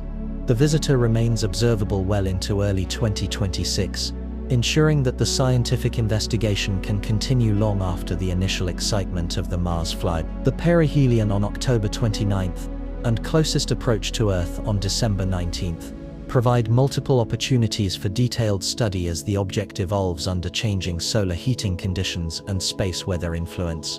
As we prepare for the unprecedented observational opportunities of October, the confluence of events, an interstellar visitor, solar maximum conditions, advanced monitoring capabilities, and a coordinated international observing campaign creates the potential for discoveries that could reshape our understanding of how star systems interact with interstellar space. The coming calendar pages promise revelations that could answer fundamental questions about our place in the cosmic neighborhood. Part 15. Looking ahead to October and beyond. Circle October 3rd, 21st and 29th, 2025 on your calendar. Mark December 19th in bold. These dates represent potential turning points in our understanding of interstellar visitors, space weather interactions, and the broader cosmic neighborhood surrounding our solar system. The events that unfold at these precise moments could answer questions that have puzzled astronomers since humanity first pondered our place among the stars. October 3rd marks the closest approach of Comet 3I8LS to Mars, at a distance of 0.119 astronomical units, or approximately 28 million kilometers from the red planet. This represents the first time in recorded history that an interstellar visitor will cross the path of a Mars orbiter specifically designed to study small bodies. NASA's ExoMars Trace Gas Orbiter and NASA's Mars Reconnaissance Orbiter have adapted their observing schedules to capture this unprecedented encounter between technology and interstellar matter. The observing geometry offers advantages not possible from terrestrial observatories. The Mars orbiters will view 3I8LS from a location that provides a different viewing angle, potentially resolving ambiguities about the visitor's size, shape, and activity level that cannot be solved from a single point of view. Simultaneous observations from Mars and Earth can provide parallax measurements that constrain distance and physical size more precisely than was possible for previous interstellar visitor encounters. Harvard astronomer Avi Loeb has described the encounter as a blind date with Mars, capturing both the excitement and the uncertainty of these observations. The Mars Reconnaissance Orbiter's high-resolution imaging science experiment HiRISE camera should be able to achieve a resolution of approximately 30 kilometers per pixel when pointed at the interstellar visitor. While not sufficient to reveal surface details, this may be able to distinguish a compact nucleus from the extended coma structure.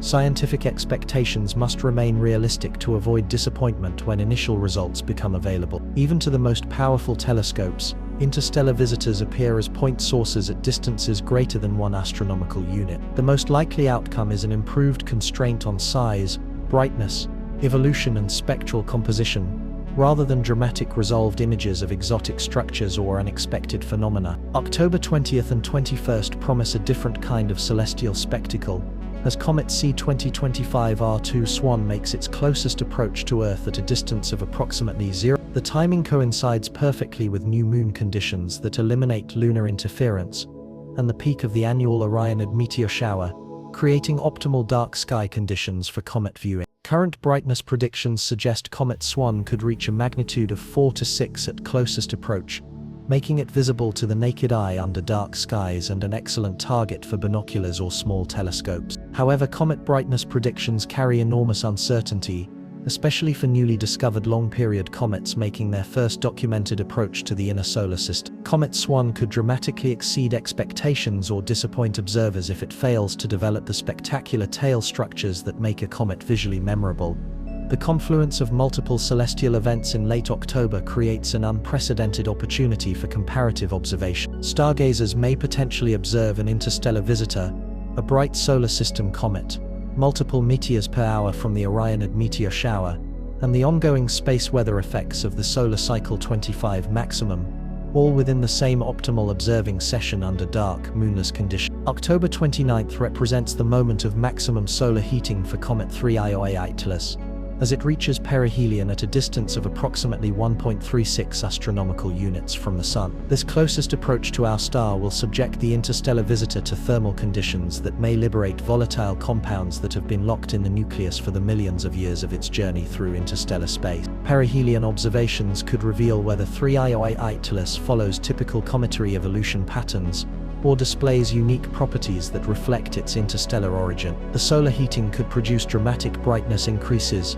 spectacular tail development, or fragmentation events that distinguish the interstellar visitor from solar system comets formed under different conditions. The perihelion distance keeps 3I/Oumuamua outside of Earth's orbit, farther from the Sun than our planet, but close enough for detailed ground-based observation throughout the latter half of. Professional observatories worldwide have coordinated observing campaigns to monitor the visitor's brightness changes, spectral evolution and morphological variations as it responds to the peak solar heat. December 19th marks the closest approach of Comet 3I/Oumuamua to Earth at a distance of approximately 1.8 astronomical. For comparison, this is closer than Mars at its farthest point, providing excellent observing conditions throughout the winter months for professional observatories and amateur astronomers with modest telescopes. 3I/Oumuamua remains observable well into early 2026. Ensuring that the scientific investigation can continue long after the initial excitement of the Mars flyby and perihelion passage. Unlike Oumuamua, which departed the inner solar system quickly before extensive study was possible, this interstellar visitor offers months of detailed observing opportunities as it evolves under changing solar heating conditions and space weather influence. A calibration of public expectations requires a careful distinction between anticipation and hype. Comets and interstellar visitors are notoriously unpredictable objects that can dramatically exceed expectations or disappoint observers hoping for a spectacular visual display. The most probable scenario involves gradual changes in brightness, subtle spectral evolution, and morphological variations detectable through telescopic observation, rather than dramatic naked-eye phenomena visible to the casual observer. Professional imaging may reveal structural details in coma development, tail formation and response to solar wind changes, but these findings are likely to emerge in the form of scientific data rather than visually spectacular display. The most significant results are likely to come from spectroscopic analysis that reveals chemical composition, isotopic ratios and volatile content, rather than dramatic visual transformations that capture media attention. Space weather monitoring will continue at heightened intensity as solar cycle 25 maintains peak activity levels through late. The autumnal equinox season's Russell-McFerrin effect increases the likelihood of significant geomagnetic activity, potentially producing spectacular auroral displays and space weather impacts on technological systems. NOAA's Space Weather Prediction Center maintains continuous monitoring of solar activity through multiple satellite systems and ground-based observatories. The ENL model continues to track the propagation of CMEs through the heliosphere, providing forecasts of when solar storms may interact with Earth's magnetosphere, the Mars orbiters, and the orbit of Aurora photographers and space weather enthusiasts should monitor SWPC alerts for G-class geomagnetic storms, S-class solar radiation events, and R-class radio blackouts, which could produce visible auroral activity at lower latitudes than is possible under normally quiet conditions. The combination of solar maximum conditions and favorable autumnal equinox geometry creates optimal prospects for dramatic space weather displays throughout October and November. Seismic monitoring in Venezuela continues as the aftershock sequence from the late September magnitude 6.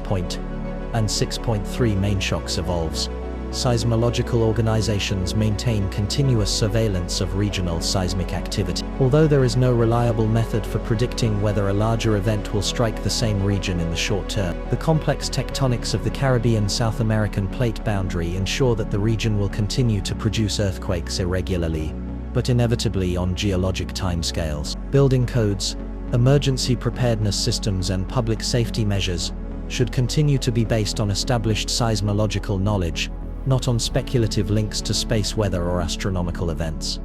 Nova monitoring of V1935 Centauri and V7994 Sagittari continue. As these stellar explosions evolve through their characteristic brightness decline phase, professional and amateur astronomers worldwide contribute photometry and spectroscopy, revealing how nova physics unfolds on timescales of months to years after the initial thermonuclear explosion. The American Association of Variable Star Observers coordinates these monitoring efforts through standardized protocols that allow for meaningful comparison of observations made by different observers using a variety of equipment. The high-energy signatures detected by the Fermi and Swift satellites continue to provide insight into the particle acceleration processes operating in nova shockwaves. Either of the two nova may experience a dust formation event in the coming months, producing a temporary decline in brightness as newly formed microscopic particles absorb and scatter the star's light. If these dust-tip events occur, they will provide additional information about the composition of the nova ejecta and the physical conditions in the expanding stellar explosion remnant. The story we will tell in October and beyond hinges on separating observation from speculative interpretation. Each of the phenomena, the interstellar visitor's behavior,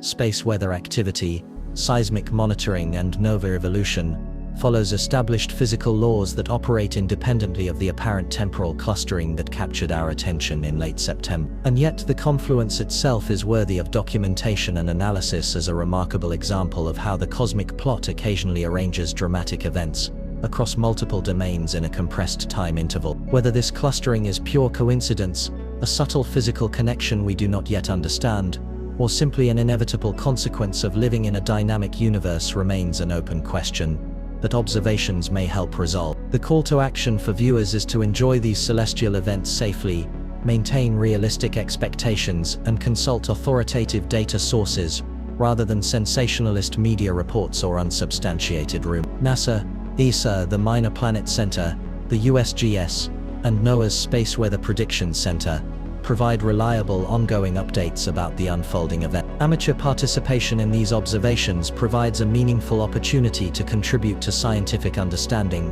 while experiencing the wonder of cosmic phenomena firsthand. Comet photography, visual magnitude estimation, aurora observation, and seismic reporting through established networks allows citizen scientists to participate directly in documenting this remarkable period of cosmic activity. The speculative question that hangs over all these observations is whether the temporal clustering represents something more than a statistical coincidence. If the confluence feels strange, and to many observers it does, it is perhaps because the normally separate timescales of stellar evolution, geologic processes, solar activity, and interstellar visitor encounters have briefly overlapped in a way that is rare on a human life cycle. The promise extends beyond the immediate observations of October to the follow-up analysis that will occur once the Mars orbiter data, perihelion spectra, and extended monitoring results become available. We will analyze what actually arrived, not what was predicted might happen, maintaining the distinction between observation and interpretation that is the foundation of reliable scientific inquiry. The final verdict on this remarkable confluence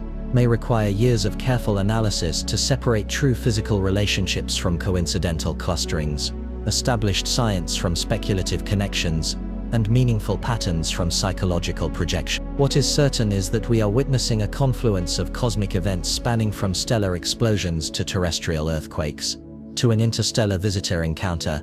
It is a reminder that we inhabit a universe far more dynamic and interconnected than our everyday experience usually reveals. The acknowledgements should recognize the inherent uncertainty in all these phenomena, while celebrating the human ability to observe, measure, and seek to understand our place in a universe that occasionally surprises, inspires, and humbles us with the sheer scope of its ongoing creative. Ultimately, perhaps the real story is not whether these events are cosmically related, but that we are living in the first generation of human history that can detect, monitor, and study such a confluence, across multiple domains of space and time. It is a perspective that was not possible for any previous civilization on Earth.